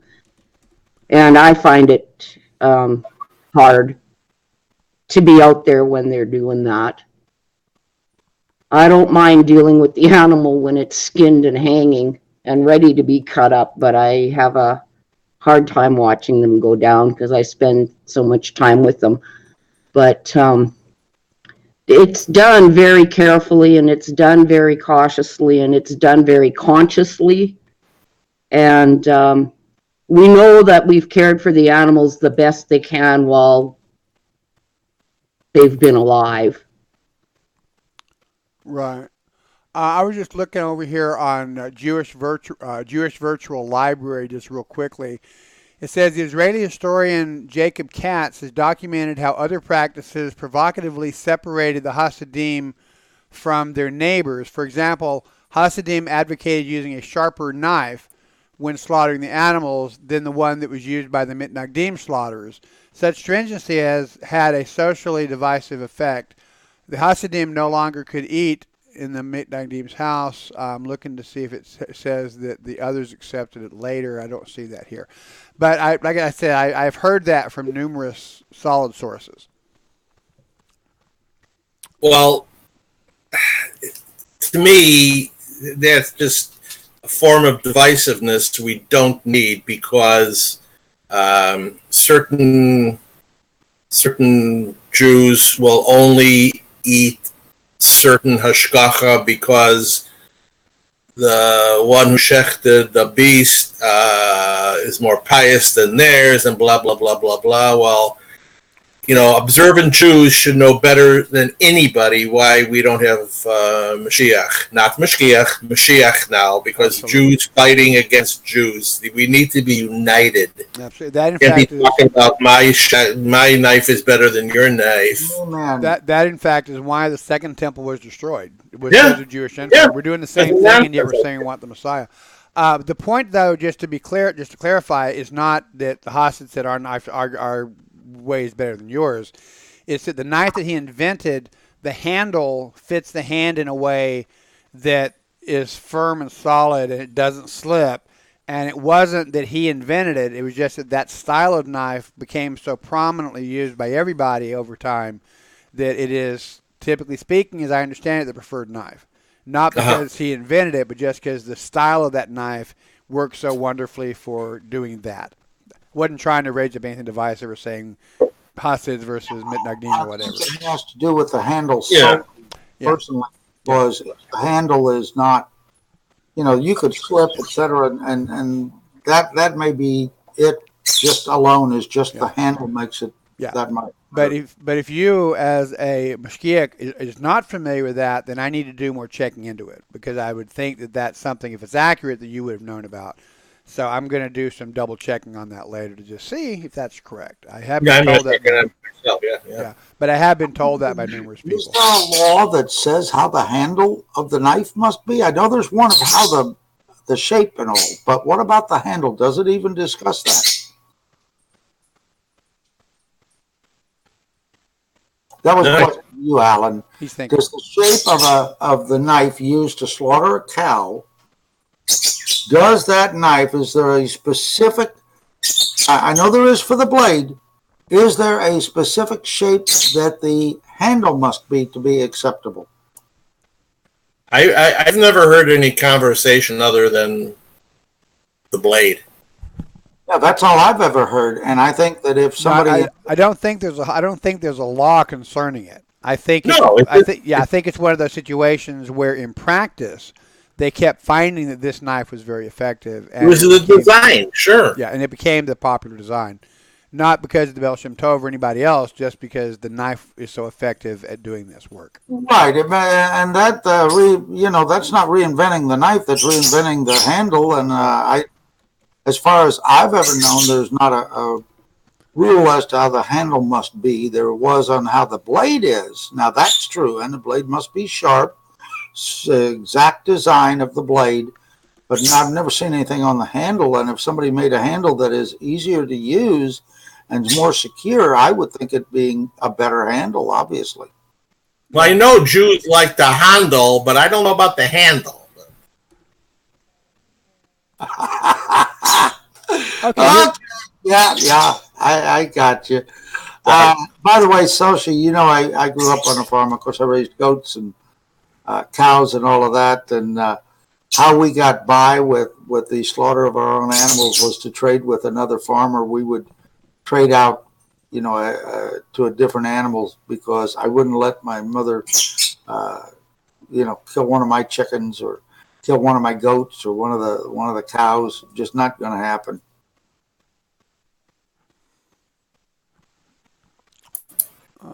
Well, we know that our cows here are raised for meat, and we know that from the time they're born. And it's not easy to see them go down, but we know that that's their purpose. And yeah, it's a little tough, but we're raising them for our consumption, and we know that. And we give them the best life that we can before they end up in the freezer. No, but I had a name. I mean, we had 100 plus head of cattle, and I had a name for every single one of them, just like you do, and the goats and the chickens and the ducks. And, you can't help it. You get attached to these little babies. Oh, yeah, you do. Yeah, you do. That's why I can't be out there when they're taking one down. I'll help cut it up, and I'll help wrap it, and I'll help get it into the freezer and stuff. But I have a real tough time being out there when they're taking the animal down. I need to focus on what we're doing. I'm starting to read all this stuff about the Bel Shem Tov's knives, and I'm sidetracking myself. Let's see here. Back on the group. Let's see. Guy says it's tough. Grandpop never let us kids get playful with the animals for that reason. So it'd be very hard if you play with the animals to turn around and kill them. That'd be very hard. I started hunting at 10. Dad always said, be thankful and thank the animal for the meat it provided. You guys may or may not know that Jews are actually forbidden to hunt. Noahides are not. Susan says, I don't see the link. Well, I posted it several times, Susan. I will post it once again here. You should see it now on the bottom of the chat screen. I misread that, Susan. She doesn't see it in Kosher Cooking. I may not have put it there. My apologies. I will certainly put it there once the broadcast is over. Too many hertz, yada, yada, yada. It's here in the chat box. Yeah, okay. Yeah, she was talking about on Kosher Cooking Group. I intended to post it there, and apparently I did not. Looking back over here real quickly to the coffee house, and we still have some questions over there. And I think I saw it there. When we're looking through all those groups, okay, and we're having to monitor all the groups, it's hard for us to remember that. No, it is. Yeah, it is. It is difficult. I understand completely. I'm actually real quickly here going to share it right now. Kosher Cooking.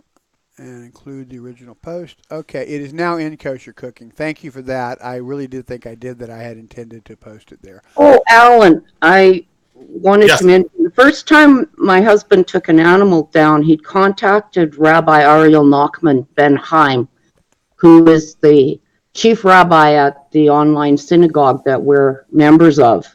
Mm-hmm. And he was asking him questions about how to proceed with this and how to do this and everything else. And after he'd finished, he told him that he had inspected all the insides and he'd sent him pictures of what they took out of the animal when they were inspecting it and went through all of that. And Rabbi Ariel said that he looked at them very carefully and he said, you have done a glot kosher. I would consider it to be glot kosher. What is that? Right. First of all, the term glot kosher glot means smooth.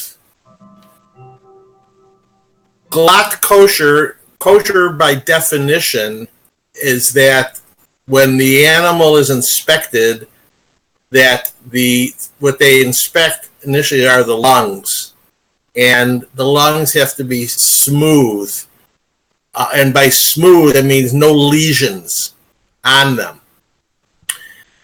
Today, the only really truly glot is Beit Yosef, which is what the Sephardim eat. Ashkenazim will allow lesions which are of the nature that you could scrape them off with your thumb. They don't consider that as something that would not qualify the animal as kosher. So when they say glot, there's stuff that's kosher that's not glot kosher. That when they check the animal and they find let's say the lungs have got what we would call them tumors. No, they're not going to use it. They're going to throw it away and give it to the people who make McDonald's burgers. But there's other lesions like the type you could flick off with your fingernails that most places will accept. I myself find that a little contradictory, but that's the way the industry has decided that that's what they're going to do with it. And this only pertains really, chickens aren't inspected the same way cows are. So when they say, you don't say, a lot of people use the term glot to mean really kosher. Well, glot only applies to meat. Like I say, the only true kosher in the sense of no lesions is Beit Yosef. Okay, thank you for the clarification. You're welcome. What are the levels of kosher? There's glot kosher. What else is there? That's it. I mean, there's you have in meat, it's glot or non-glot.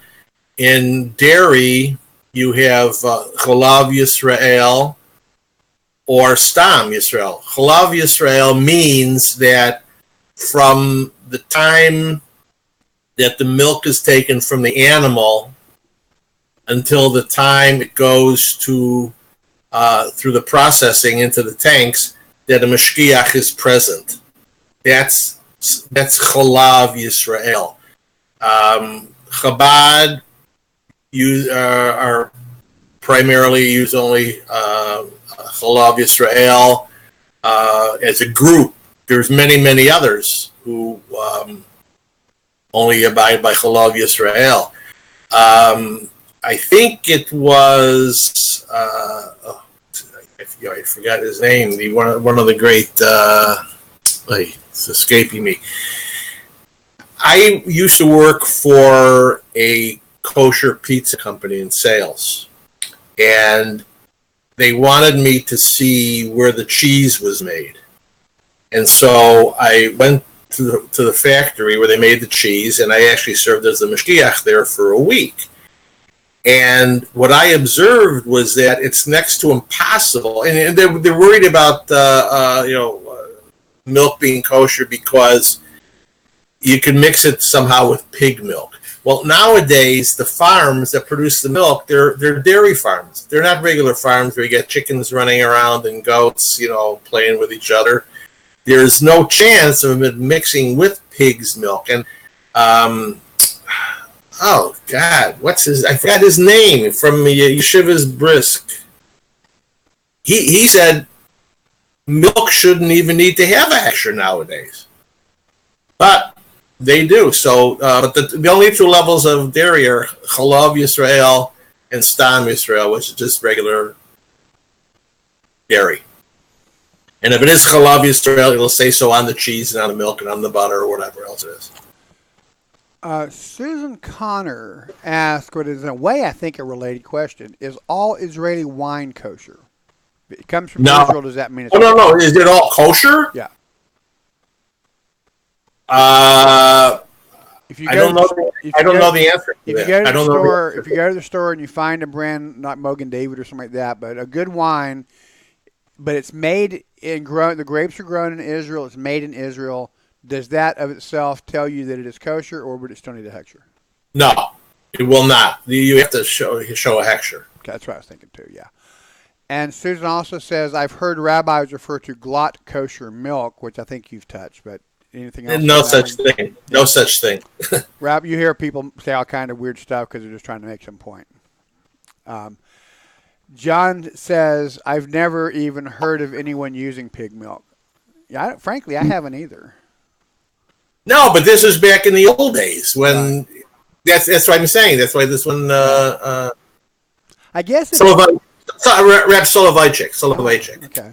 He was the one who paskin that milk. He said Chalav Yisrael is not necessary whatsoever, and that milk didn't even need a hechsher. Well, I'm not saying. So what do we do? What do we do when we have a law that made sense? I know it's not based on whatever, but it made sense a long time ago. 1700s, it made sense. Maybe you're going to get some pig milk in there. Now it doesn't really make sense. Once something becomes a law in Judaism, it's virtually impossible to change it. So listen, minhagim, tradition, minhagim to some are of equal importance as a mitzvah. Right. And tradition, I mean, look, it's like the mitzvahs, like don't wear shatnez, which is a mixture of linen and wool. Why? It makes no sense. There's no explanation for it. But we do it because that's what God said. Absolutely. Doesn't have to always make sense. God knows much more than we do. We have a friend who told us a great story. I wish I could remember what the topic itself was, but she was a very poor Israeli woman, and she struggled gathering her pennies because she wanted her son to become a rabbi. So she got him into the yeshiva. He becomes a rabbi. He comes home for Pesach a couple years later, and his mother is doing something at the Pesach dinner. I don't remember exactly what it was now. I wish I could. But he said, Ma, you know what the Shulchan Aruch says about that. You can't do that. And she looked at him and she says, I will not allow your Shulchan Aruch to trafe up my kitchen.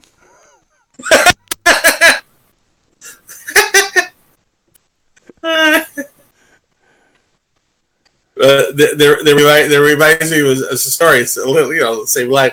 This Jewish couple just got married, and the woman was making her first Friday night dinner. So they went out and they bought a brisket, and he's watching her prepare the brisket, and she like cuts off 4 inches from the end and puts the rest in the roasting pan. Anyway, so he's observing this over the next few weeks, and he says to her one time, he goes, "Can I ask you a question? Why do you cut off 4 inches off the end for the brisket?" She says, "Well, that's how my mother made it." So they went and talked to her mother and asked the mother the same question, and said, "Good, that's how my mother made it." So the bubby, the grandmother, is still around. So they go to the bubby's house, and they go, "Bubby, we have a question for you." "Yeah." "Why did you cut off the end of the brisket? What was the reason for that?" She goes, "Well, the butcher in our town, he used to make the briskets one size, and I used to bring it home. It was too big for my roasting pan, so I cut off 4 inches off the end so it fit into the roasting pan." So tradition. That's it. like Tevye says in Fiddler, he says, "Because of our traditions, we have survived." Yeah. Tradition Oh, is yeah. so important. Guy Bertosky says, hope you get what I'm meaning, is the whole animal... Oh, this is a great question. I was going to ask you this one.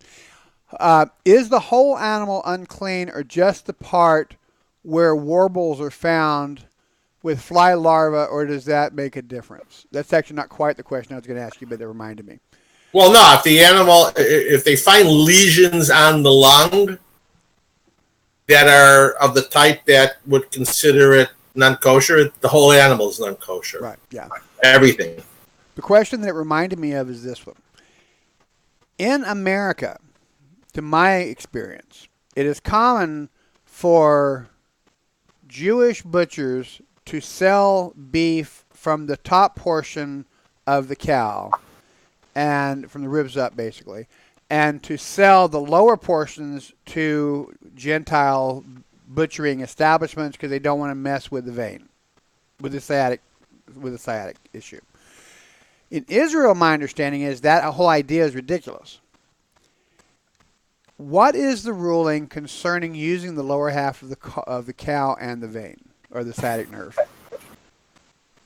There, in Israel, I don't know if we have any here, and I think the term is, and don't quote me on this because I may mess this up, is a certain type of a person who does a shekel. It's called a mehaker, that takes out the sciatic nerve.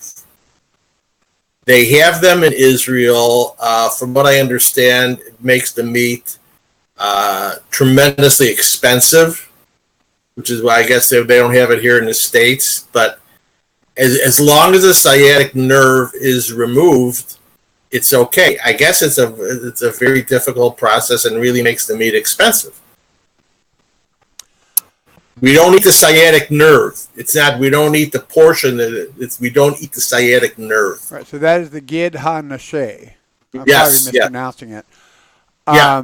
There are, like for instance, the Tanakama says that it must be removed completely, whereas Rabbi Yehuda says that not necessarily completely.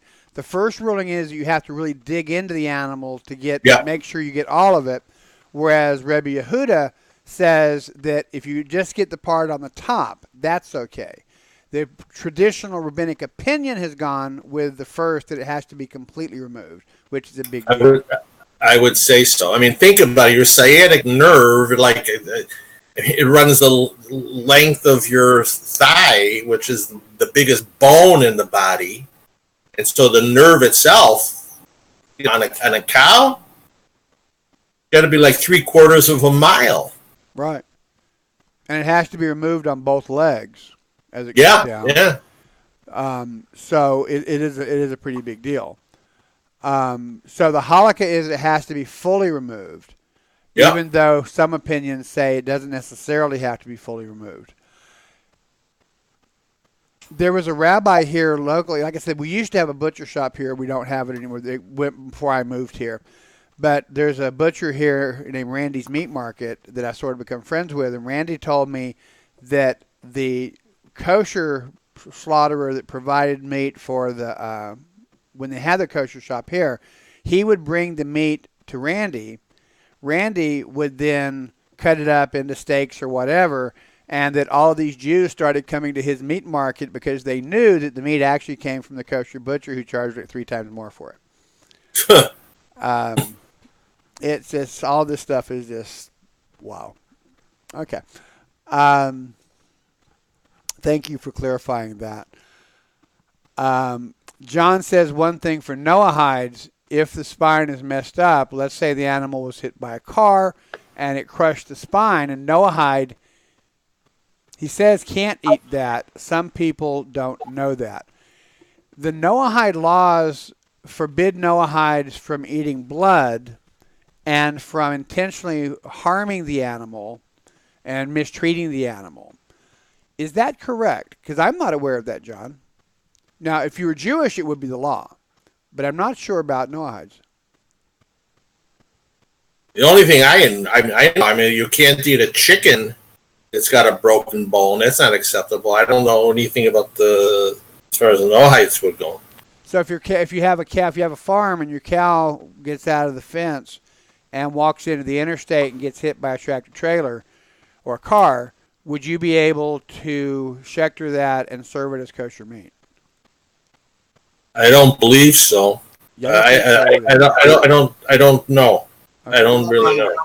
As far as I know, and I can throw this in as far as I know, when it comes to this, there are no dietary laws for Noahides. That's as far as I know. I've never heard of one. Well, there aren't any. Yeah, that's where I was going to go, John. If you've been with me a while, you know that there are Noahide groups that we don't support because some of these Noahide laws are seeking to put Jewish requirements on the Noahides that are not applicable to them. Rabbi A and I are trying to be very, very clear about the differences, and as we just heard here from Donald and also from Allan, the only issues with Noahides and animals for food is that the animal, you're not supposed to drink the blood and the animal cannot be abused. The law specifically is that they used to take an animal and they would cut off a leg and then they would burn it to stop the bleeding and seal it up, and they'd eat that leg, and the poor 3-legged cows or goats limping around. Next week you take another leg, same thing, and the animal's suffering. That's forbidden. That has been more widely interpreted. Hang on a second, Donald. Hang on a second. That has been more generally interpreted to say that the Noahide laws require nice or compassionate treatment for animals. But I'm not familiar with that law. I think, John, that it's someone giving you a Jewish law and trying to apply it to Noahides. I don't think it does. Donald? Rabbi, I think that in the 7 laws, you can't maim an animal, cut off a leg or something to preserve the food, if you will, because they didn't have refrigeration. Right. But cruelty and all of that, I think, came under the 7 laws. But I don't think they're quote unquote is anything that's kosher, because they were pre anything dealing with Jews. The Noahide laws are not applicable to the topic because it was so long before Moshe Rabbeinu. But there's also halakhic discussion about whether or not Avraham Avinu was actually kosher, and so you have the question about him serving the meat with the milk to the visitors who went on to destroy Sodom and Gomorrah. I don't want to get into that level of discussion unless Allan has something he wants to share about it. But I think that's what's happening with John. I think that someone is telling John he needs to keep Jewish law, which he does not. No, because Noahide laws came long before Judaism, as far as I know. That's what I just said. Yeah, that's what I just said. Any thoughts on that, Allan? No, I'm not too well versed in that aspect of. I know what the Noahide laws, but as far as kashrus goes, I'm not too familiar about it. But probably a good way for me to tell you I've got to get going. Just gotta. You mentioned the Noahides and you chase off the Jews. No, I actually worked today at a seniors facility, and I asked the guy to cover for me for an hour or so, and he just texted me like, "When are you going to be here?" So Yeah. it's probably a good time for me to say goodbye. Thank you so much, Alan. I really appreciate you. I'd love to have you on again sometime if you're open for that. You let me know. It's been a good time. I've enjoyed it. Excellent. I appreciate you and everything you've done. And again, everybody, buy this book. We Want Mashgiach Now. And Tales of the Kosher Cop on sale. Yes. We also want Mashiach now. Till he comes, we want Mashgiach now. We'll need Mashgiach after that too, though. So, all right. Thank you, Alan. All the best, everybody. Appreciate Donald, you. good to talk to you. Shoshi, nice to talk to you. Thank you so much. Of course. It was awesome. Thank you very much. All the best, all of you. Thank you, sir. Bye. Bye. So we're going to continue on here for about another 15 minutes or so, unless the chat screen gets particularly busy. I keep looking back over at the Coffee House Torah Talk, and we still haven't gotten any questions over there. I was sort of expecting we would. But just to let the folks over there who may be watching know, I am checking. You're welcome to ask questions. Susan said she had to split for a class. And I think basically it's just sort of howdy kind of stuff. Hoover said thank you, but he's gone now. So do we have any other questions or comments? Like I said, we've got about 10 minutes left for questions or comments. While I'm giving you all a chance to write your questions and comments, let me real briefly tell you what's coming up next. Tomorrow, 12 noon, join us. And Veronica, if you're here with us, I think I saw you. It'd be a great time to start your posting of links. I'd appreciate that. Tomorrow at 12 noon, join Donald and I for Learn Amunah with Rabbi Shlomo, where we're going to be continuing our discussion of Derech Hashem, the Way of God, by the Ramchal. Then Thursday night at 8 p.m., join us for the next session of our new series, Does This Apply to Me?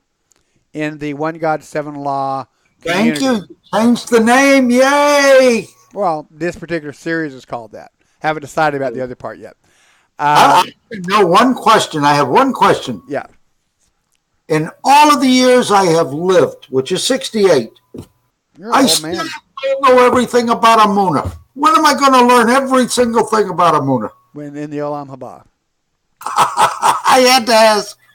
But the series, Does This Apply to Me, is continuing on YouTube, publicly available. Please join us for that. We may be finishing this study tomorrow night. We may not, but I think we may finish this one. Then when we do this time or next time, we're going to go into the I guess you'd say a more in-depth study, because we have some members who are really fascinated by the Hebrew. I've been asked to teach a Hebrew class, and as I quite openly acknowledge, my Hebrew honestly is not as good as it should be. I'm always trying to get better at it. However, we're going to do at least one broadcast where we're going to have 3 people who know Hebrew fluently, including one Israeli friend of mine who grew up in Israel, and that's his first language.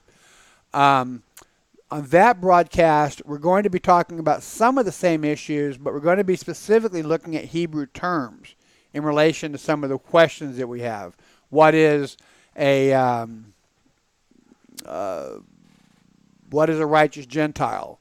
What is that in Hebrew? What does that mean in Hebrew? What are the implications of the concept? And so on. We're going to look at each of the 7 laws, the Hebrew names, and we're going to have our experts break down what those terms actually mean in Hebrew. And, of course, we will be open for your questions. But this coming Thursday, I think we're probably going to be finishing the series that I started 3 weeks ago, Does This Apply to Me? As Donald mentioned, we are considering changing the format of the Noahide broadcast. We're going to continue focusing very specifically on Noahide issues, but we may be changing the way that we do it, because most Noahide issues also directly impact Jews.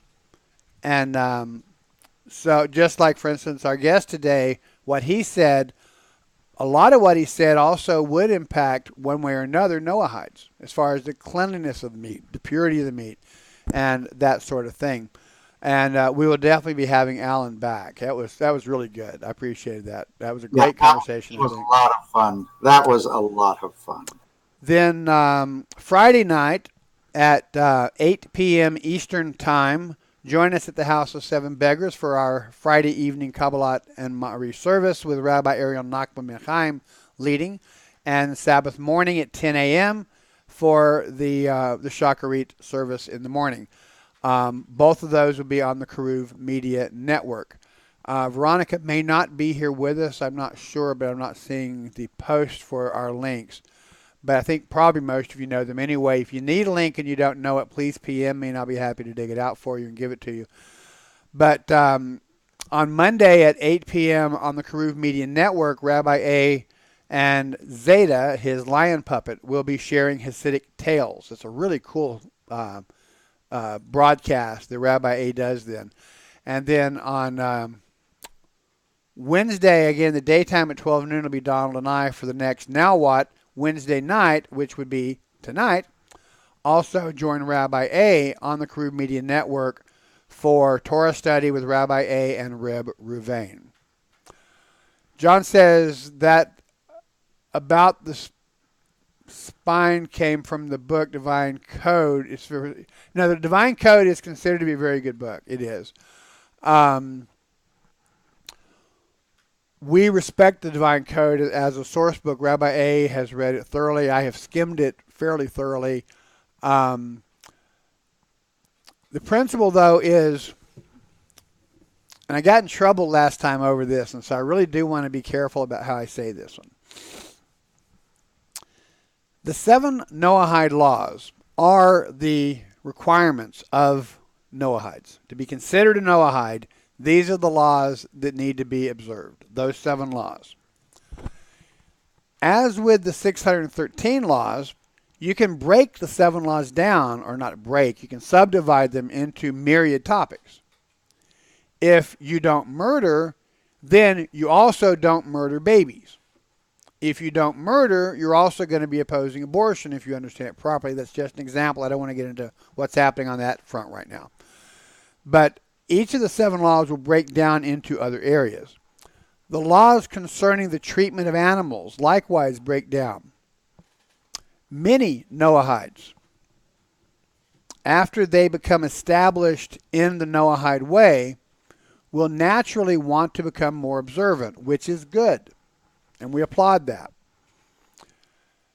There is, however, a different thing to say that Noahides, in the case of the animal that is hit and the spine messed up, would have to not be eaten, and to say that many observant Noahidim would choose not to eat it. So the argument is, with a lot of these types of laws, Noahides are told to take the hem of the Jew and go with us, believing that God is with us. That means the Noahides should look to the rabbis for guidance and for the way that Jews do things for guidance. Isn't there actually a law that says... Let me have a second, Donald, if you would. Hang on just a second, if you would. So if the Noahide sees that God tells the Jews not to eat certain items, some Noahides, not all, some Noahides will conclude if God told the Jews not to do it, he had to have a reason for it. So I'm not going to do it either. Frankly, the reason might not apply to a Noahide, something that we're not allowed to do that you are. I wasn't actually disagreeing with the statement, John, that Noahides should not eat the meat in that situation. I was actually responding to the idea that they were forbidden to. Yeah, I realize that. There are no 7. I promise, Don, I'll get to you in just a second. I'm sorry, but I really want to finish this point. The 7 laws offer no kashrut for Noahides other than not to drink the blood of the animals or anything else, and not to cause undue pain to to the other animals, which is why we use that kosher knife, which again, my understanding was designed by the Baal Shem Tov, but Allan would have known it. So I'm gonna have to double check on that one. I've heard that from a lot of rabbis. I think we're referring to the handle versus the knife, because the knife blade It's a whole thing though. It's a whole unit that he designed. It does have a different handle. It also has a different blade. But so I've got to do some more research on that. I thought I was clear on that, but if Allan didn't know it, I may very well not be. But the point is, and then I promise I'll let Donald talk. The point is, many Noahides choose not to eat pork, not to eat shellfish, not to eat an animal that is died in such a way as that, not to have a job on Shabbat, not to work on Shabbat. That is a choice that Noahides make. It's not a Noahide law. As Noahides progress, they naturally begin to embrace more principles that they're gathering from the Jewish people. That really is my issue with it. The Divine Code goes into a lot of detail that is optional for Noahides. Donald.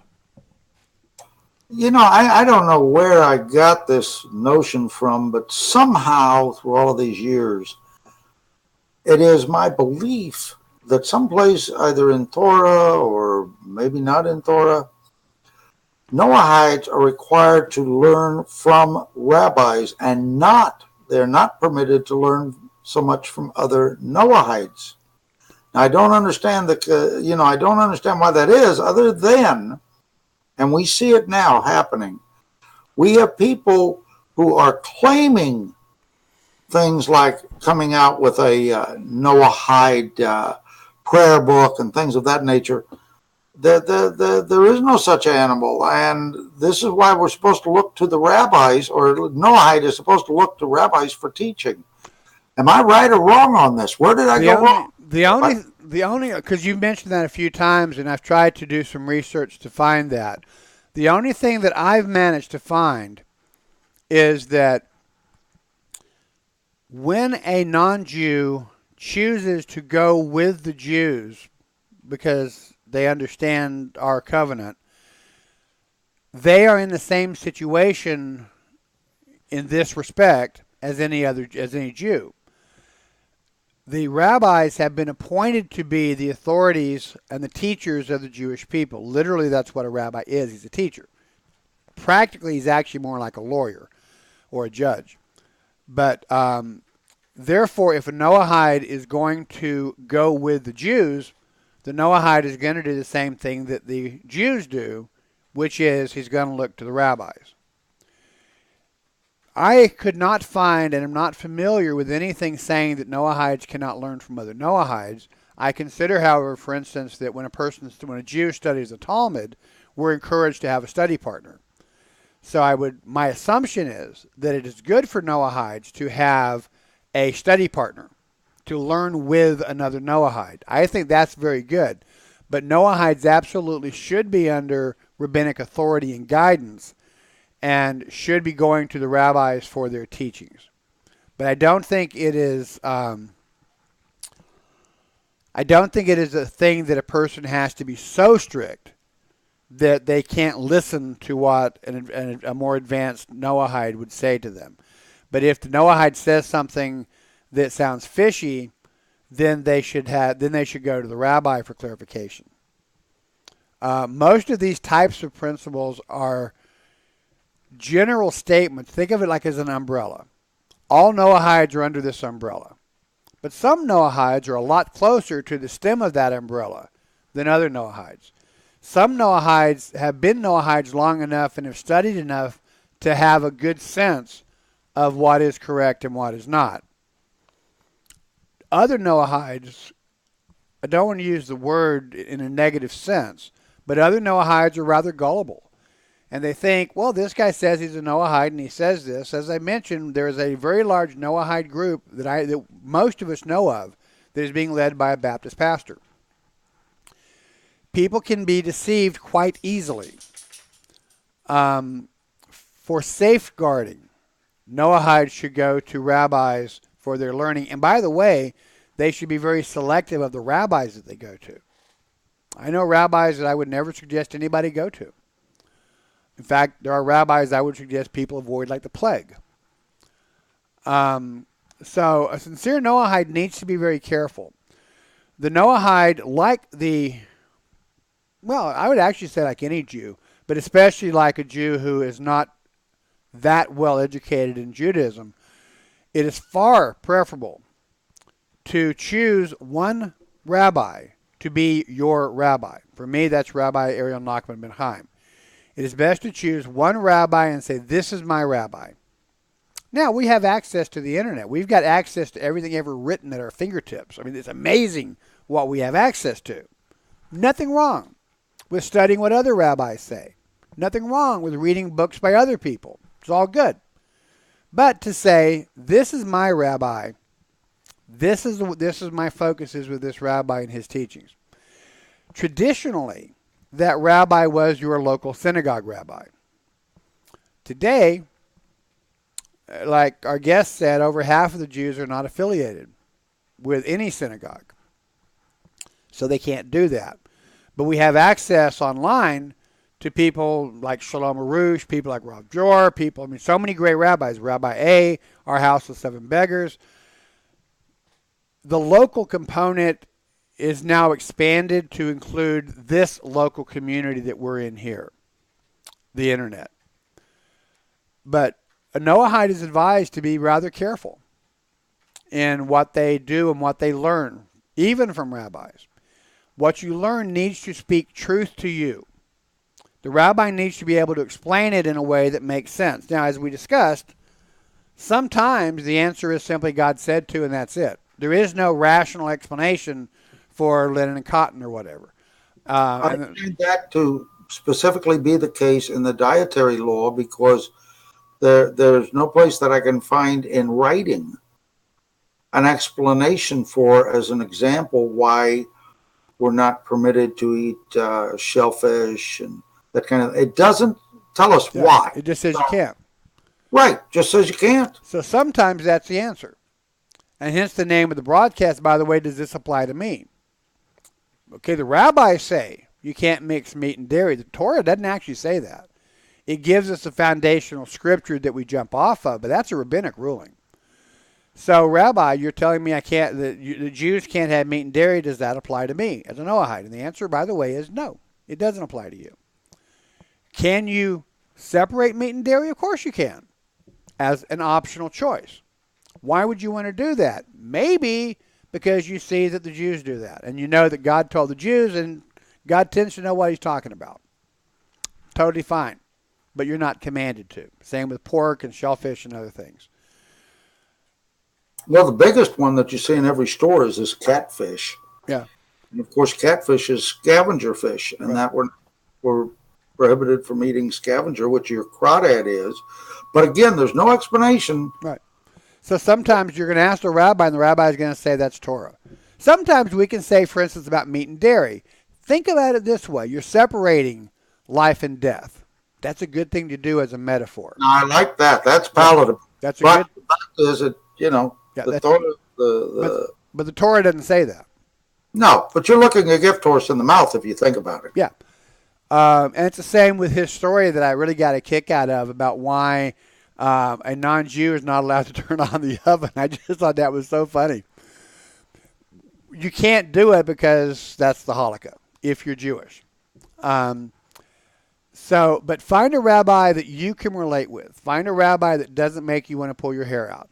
Find a rabbi that most of the time you agree with. It's fine. Fine to disagree with your rabbi sometimes, especially on non-religious issues like politics. But find a rabbi that you pretty much sync up with. Find a rabbi that has shown or does show attention to you and your needs, who you honestly think knows you, cares about you, and is willing to assist you.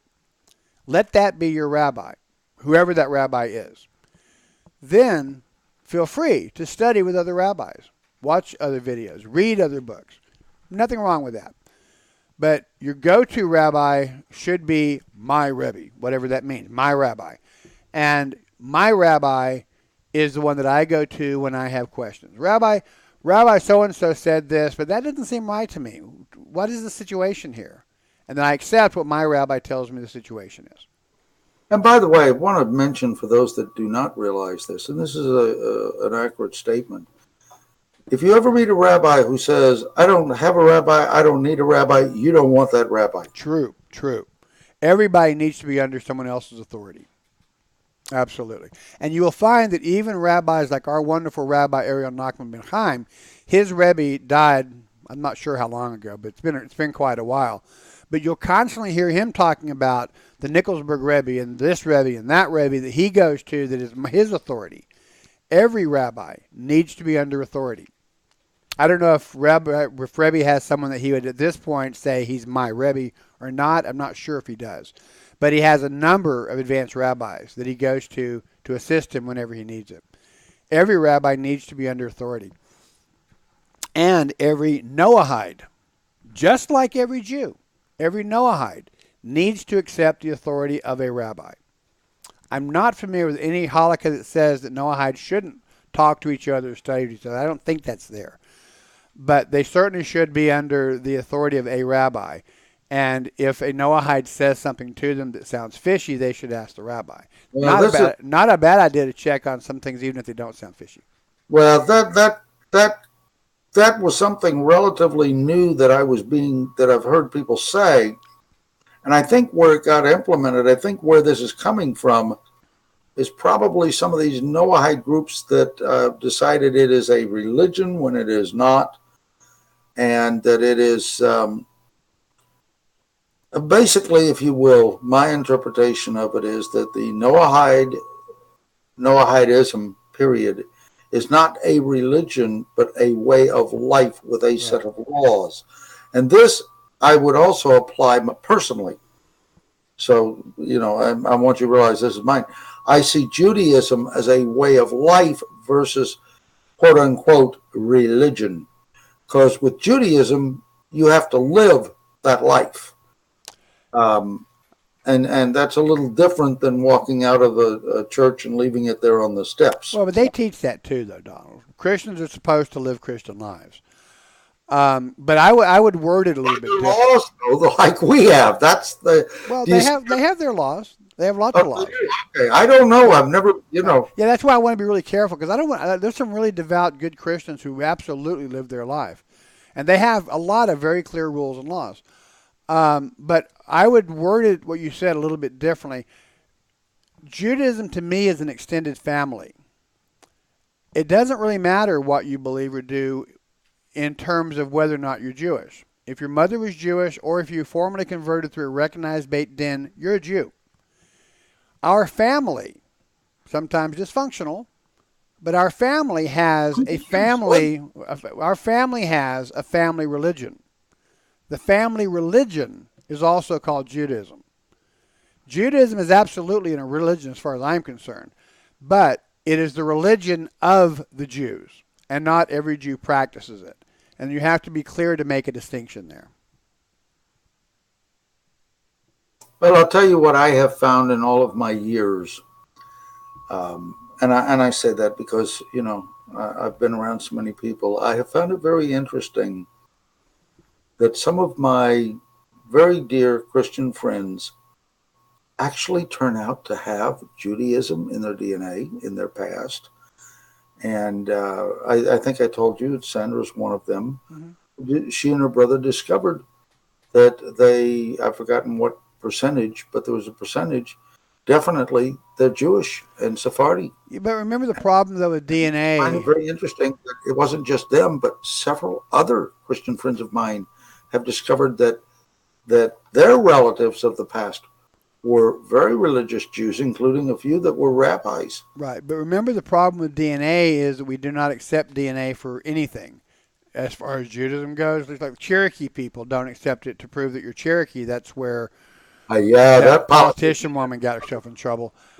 The Jews have been scattered throughout the world for 3,000 years, 2,000 years plus, and have intermarried and whatnot with all people. My guess is virtually everybody on the planet has at least a drop of Jewish DNA, if there were such a thing. All they can do is tell you that your ancestors seem to have a relationship with people who lived in this area, and that area composed a lot of Jews or Christians or whatever. But DNA does not make a person Jewish, nor does DNA prevent a person from being Jewish. We are an extended family that is composed of people who have married Jews and become Jews that way, of people who have converted into Judaism, of people who have simply found themselves in Jewish communities and embraced Judaism. The rules were always semi-strict, but not as legalistic as they are today. But you're Jewish if your mother's Jewish, regardless of what you believe.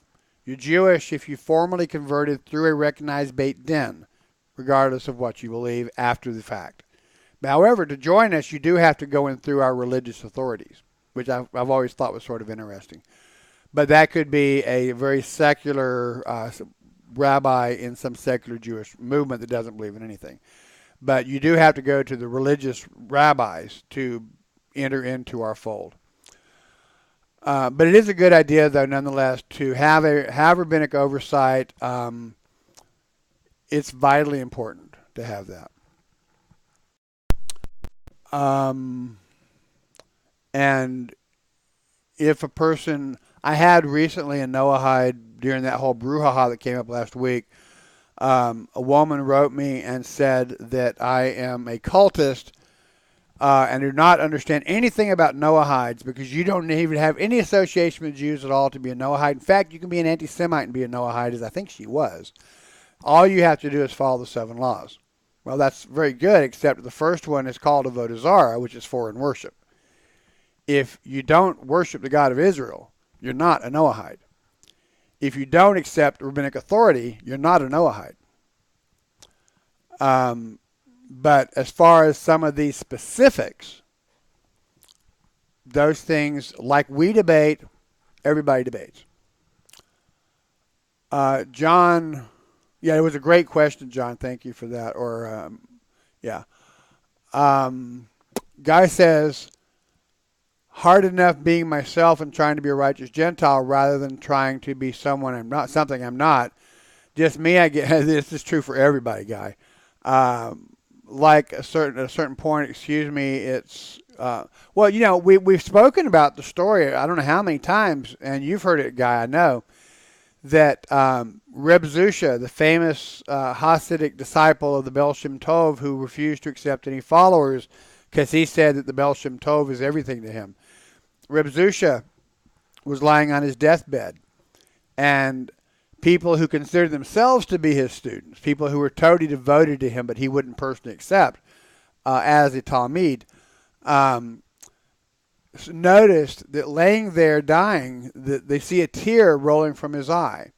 And I think it's rather strange because when you die, your parts begin opening up and things start coming out anyway. But they saw the tear. And one of them asked, they said, Reb Zusha, are you afraid that after you die, you're going to meet Hashem and Hashem is going to say, Zusha, why weren't you more like Moshe Rabbeinu? And Zusha lets out a very weak chuckle and says, no. I'm concerned that when I die, Hashem Baruch Hu is going to say to me, Zusha, why weren't you more like Zusha? We get tripped up on labels. You know, are you a Noahide? Are you a rainbow person? Are you B'nai Noach? These are just words. I mean, in Judaism, we stress great importance on words, of course. But Micah tells us in Micah 6, and this applies across the board to everybody, Jew or non-Jew. With what shall I approach Hashem on high? I'm paraphrasing, but closely. Will he be pleased with me if I offer him 1,000 rivers of oil for sacrifice, or for anointing rather? Will he be pleased with me if I offer him 1,000 herd of cattle for sacrifices? How about, would he be pleased with me if I offer my firstborn child in sacrifice? Would that make God happy with me? And the response is, God has already told you, foolish person, what he requires. Walk humbly with your God. Be a good person. And that's it. Which is similar to what Rabbi Hillel said was the secret of Torah. What you find distasteful to yourself, don't do to other people. If you're not Jewish, you know it. We know it. Well, we may ask you at times, but be a good person. Live your life as a good person. Try to find people that you can bless. You see something broken, try to fix it if you can. Somebody's crying, give them your shoulder to cry on. Somebody needs food, buy them a burger or something. Be a good moral person in this world. That's what God requires of you. And give thanks to Him as your king. That's what it means to be a Noahide. A lot of these books, including the Noahide Code, and a lot of these books, make things entirely too complicated. Rabbi Nachman said, the only thing that's required in worship and the only thing that's required to gain Hashem's approval is simplicity. From your heart, worship Hashem in simplicity. How do I know this is true? The Rebbe asked. Because God is Echad. God is one. There's nothing more simple than one. Simplicity. Don't confuse things. Don't make things so confusing. Love God. Love your neighbor as yourself. Don't do to other people things that you don't want people doing to you. Do things to other people like you would like for people to do unto you. If you have a question, you want someone to listen to you respectfully and give you the information. Do that when someone asks you a question. If you're lonely, you want someone to come maybe put an arm around your shoulder, but you got to be careful with that these days. But you want someone to show you compassion. When you're sad, you love it when someone like Donald pops up and makes you laugh. It raises your spirits. Be a good person. That's what the Noahide law is all about. And follow those basic 7 laws. As you do that, as you incorporate these things into your life, continue to grow. Thank you, John. We're about to go too. Guy says Zusha is on my short list. Yeah, Zusha, Rib Zusha is absolutely awesome. Donald, is there anything that you would like to say? Or actually, let's start with Shoshi. Shoshi, is there anything you'd like to say in closing?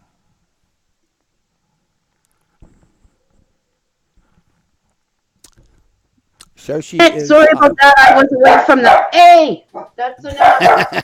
I was just away from the... Absolutely no problem. For a second. That was an awesome interview, and it would be wonderful to have him back. Yeah, we will. That would be great. That would be just great.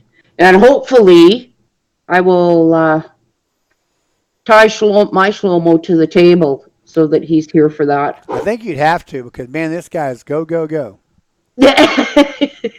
It's a great trait. Great trait. I don't have it, but it's a great trait. Yeah. Well, he's going to be whacked by the time he gets back. Sure. Grocery shopping is not my fun thing. Right. But he needed to go. Our supplies are getting a little low. And the friend that he's gone up with has become a really dear friend of ours. He was the one that was helping us. Him and his wife were the ones that helped us do the cabbage rolls for a day. And he needed to go up there too. So the two of them are off there having a good time. Right. So very good. Yeah, we're going to definitely have Allan on. We've got another guest that, if things work out, next Wednesday will be with us. I will post as soon as I can confirm that. But I think we're going to have Rabbi Ma back next Thursday. Ma, I always miss his name up. We call him Donald. I think it was the one that first called him Rabbi Ma. But no, Shlomo did. Oh, was that Shlomo? Okay. Yeah. Yeah, that's right. It was Shlomo. But I think we may have him back next Wednesday, but I will let you all know as soon as I know. Awesome. And then I want to have, but I definitely want to have Allan back as well, maybe even as a semi-regular, depending on what his time schedule is. He's a very inspiring man with a lot of good knowledge to share. So, Donald, any closing comments from you, my friend? I think it was a very, very good class, and certainly Allan is fantastic. Just that was super. And the only thing I can say, and Soshi, I know exactly how you feel. There was no way I could watch one of my own animals be slaughtered, nor could I eat one of my own. Okay, because I did have a name for all of them. They were all pets. It's a tough. Hoover wants us to get chickens. We had them in California. She wants us to get chickens, and she wants to learn how to be a schechter and take out the chickens. And I'm thinking I'll try to eat them, but I would like take the chickens and sell them and then buy chickens at the store to eat. That'd be really hard for me. It's true. I think it is very, very, very difficult to do that, and we become attached to these pets, and But they are. that's how it was done though for thousands of years. Yeah. I guess it's a weakness on us or something. But guy says now he's hungry. I think it's a human thing because we raise them. But you have to keep in your head though that the reason that you're raising them is sustenance for ourselves. Right. And if you have a nasty bull that doesn't have a very good temperament, then it's easier.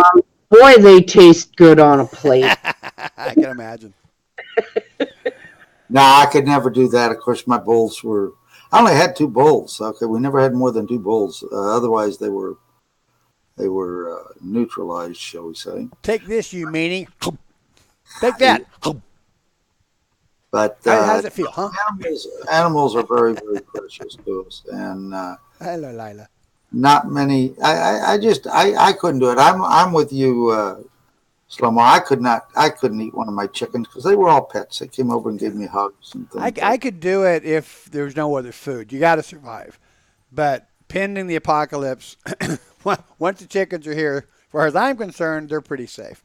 If Hoover wants to do it, then we will see about eating them. But I think I told you the story when I was a kid. My aunt and uncle lived on a big farm, and they had like thousands of chickens. And I'm like, I don't know how old I was. I was probably 6 or 7. It's one of the few things I remember, one of my earliest memories. But they told us to go to the chicken house and get some chickens. And it was just fun. All the kids were running down to the chicken house. And my older cousin opens the door, and we all go running in. And the chickens are going crazy, flying everywhere and stuff. And the kids are running around trying to catch a chicken. Of course, I had not a chance in the world of catching one of them. But the 2 farm kids did. They brought back 2 chickens. And their father was in the back, by the back porch where he had a chopping block. And they hand him one chicken at a time when he cut the head off the chicken. And the chicken just runs all over the backyard with blood flying everywhere. And the kids are just beside themselves laughing. And my mouth's on the ground. Like I'm a city slicker. But I'm thinking, I didn't see that. It's not real. I'm not looking, And but then for dinner, my uncle is sitting across from me at the table, and I guess I was not quite as hiding my emotions as I thought I was. He puts his hand under the plate and begins bopping it up and down to him, which Lila thought was an interesting sound. But I just jumped up and ran out of the room crying, and I didn't eat chicken, honestly, until I think I was like in my teens. I was just shocked. I told you what I did at the chicken place up here where they served my chicken. I'm not going to give the name, but they had a brand new server. And so I happened to have some red chicken feathers. And as soon as I finished my chicken, which I ate chicken breast, I went and I put a couple of these feathers down there, and I took it back up to the counter, and she was there, and I said, "Would you do me a favor?" She said, "What's that?" I said, "Would you please tell the cook next time to make sure they get all of the feathers off first?"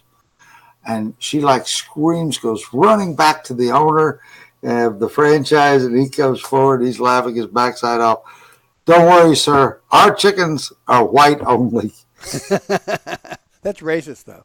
I'm sorry, I shouldn't have said that. I'm happy you said that. I was going to say that. Yeah, that's a racist. I probably shouldn't have said that. I'm sorry. All right, thank you all. I appreciate it. I'm going to go ahead and close this one down again with the song from our guest, which, did I close that? All right, let's see. the takeoff on Mashiach. We're going to go ahead and close, if I can find it. Oh, where did it go? Heavy sigh. My computers are just not working nicely with me today. I don't know why. Have you defragged your hard drive? Maybe that's not lately. Maybe I need to do that. Yeah, I did mine yesterday. Believe it or not, in Linux, they tell you don't have to. Baloney. All right. Well, we're going to go ahead and end with Mordecai ben David and his version of Mashiach. Oh, I found it. Okay, here we go. We're going to close with Allan Lieberman's We Want Mashgiach Now. So, thank you all for watching. See you next time.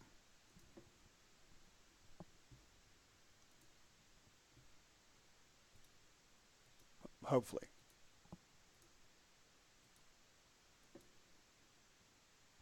Well,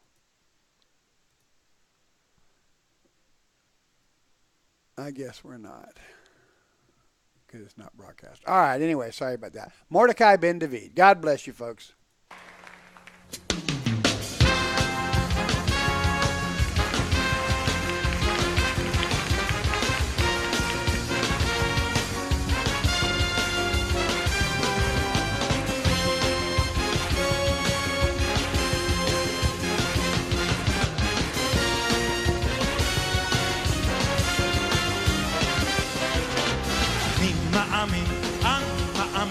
באמונה שלי מו בפייה המשיח אני מאמין אני מאמין באמונה שלי מו בפייה המשיח אני מאמין משיח משיח משיח אוי אוי אוי אוי אוי משיח משיח משיח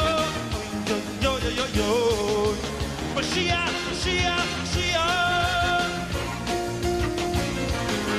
Mashiach, Mashiach, Mashiach Yo, yo, yo, yo, yo ואף על פי שישמע מיין רוצח הכלוי, הכלוי בכל יום שיבוא ואף על פי שישמע מיין רוצח הכלוי, הכלוי בכל יום שיבוא שיבוא, שיבוא, שיבוא, שיבוא אני מאמין, באמונה שלי מו בפייה המשיח אני מאמין באמונה שלי מו בפייה המשיח אני מאמין משיח, משיח, משיח אוי אוי אוי אוי אוי משיח, משיח, משיח אוי אוי אוי אוי אוי Mashiach, Mashiach, Mashiach Oy, oy, oy, oy, oy Mashiach, Mashiach, Mashiach Oy, oy, oy, oy, oy ואף על פי שישמע מיין כוזח הכלוי, הכלוי בכל יום שיבוא ואף על פי שישמע מיין כוזח הכלוי, הכלוי בכל יום שיבוא שיבוא, שיבוא, שיבוא, שיבוא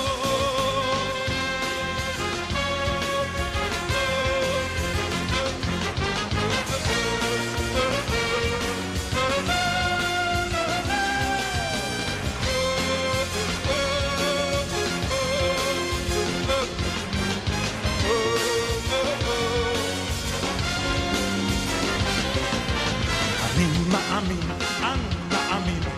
באמונה שלי מו ביאת המשיח אני מאמין